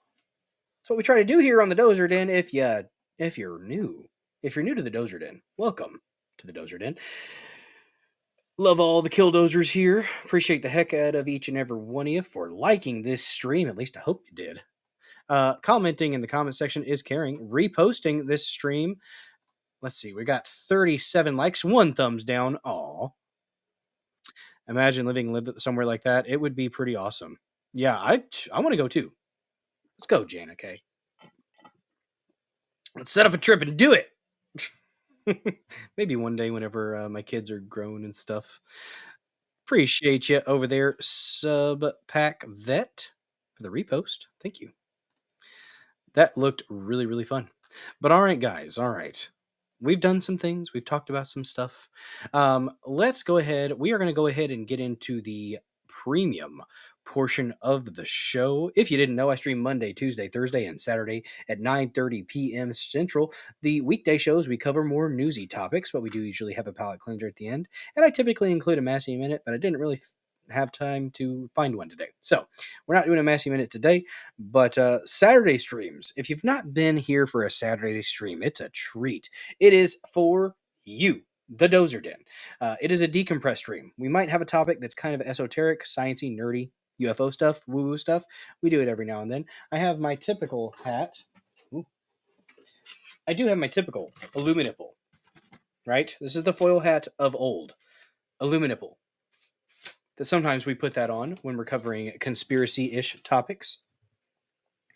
And, of course, music video requests for the Dozer Den DJ Hour, where you can rock out with your cock out, jam out with your clam out. Those are the only 2 options. If you happen to be intersex, pick a lane, damn it. Pick a lane.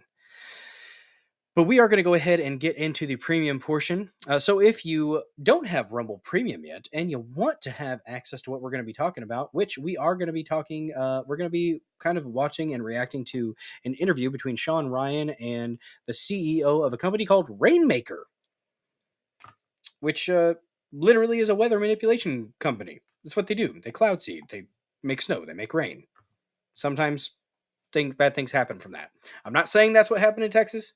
Looks like there was this tropical storm that moved up from Mexico on up. But it is a thing. It is a thing. But if you want to click that to get premium, it does help me out. I am in the Rumble Creator Program, and that is why we are going to be doing some premium content tonight. I have to get 5 hours of that content throughout the month, and I usually don't go over that. So, we are going to go premium here in a second. And if you're not able to join us, thank you so much for joining. You have yourself a blessed rest of the night, and I will see you tomorrow at 9:30 p.m. Central. But right now, we are going to go ahead and start premium in 3, 2, 1. See you guys on Rumble.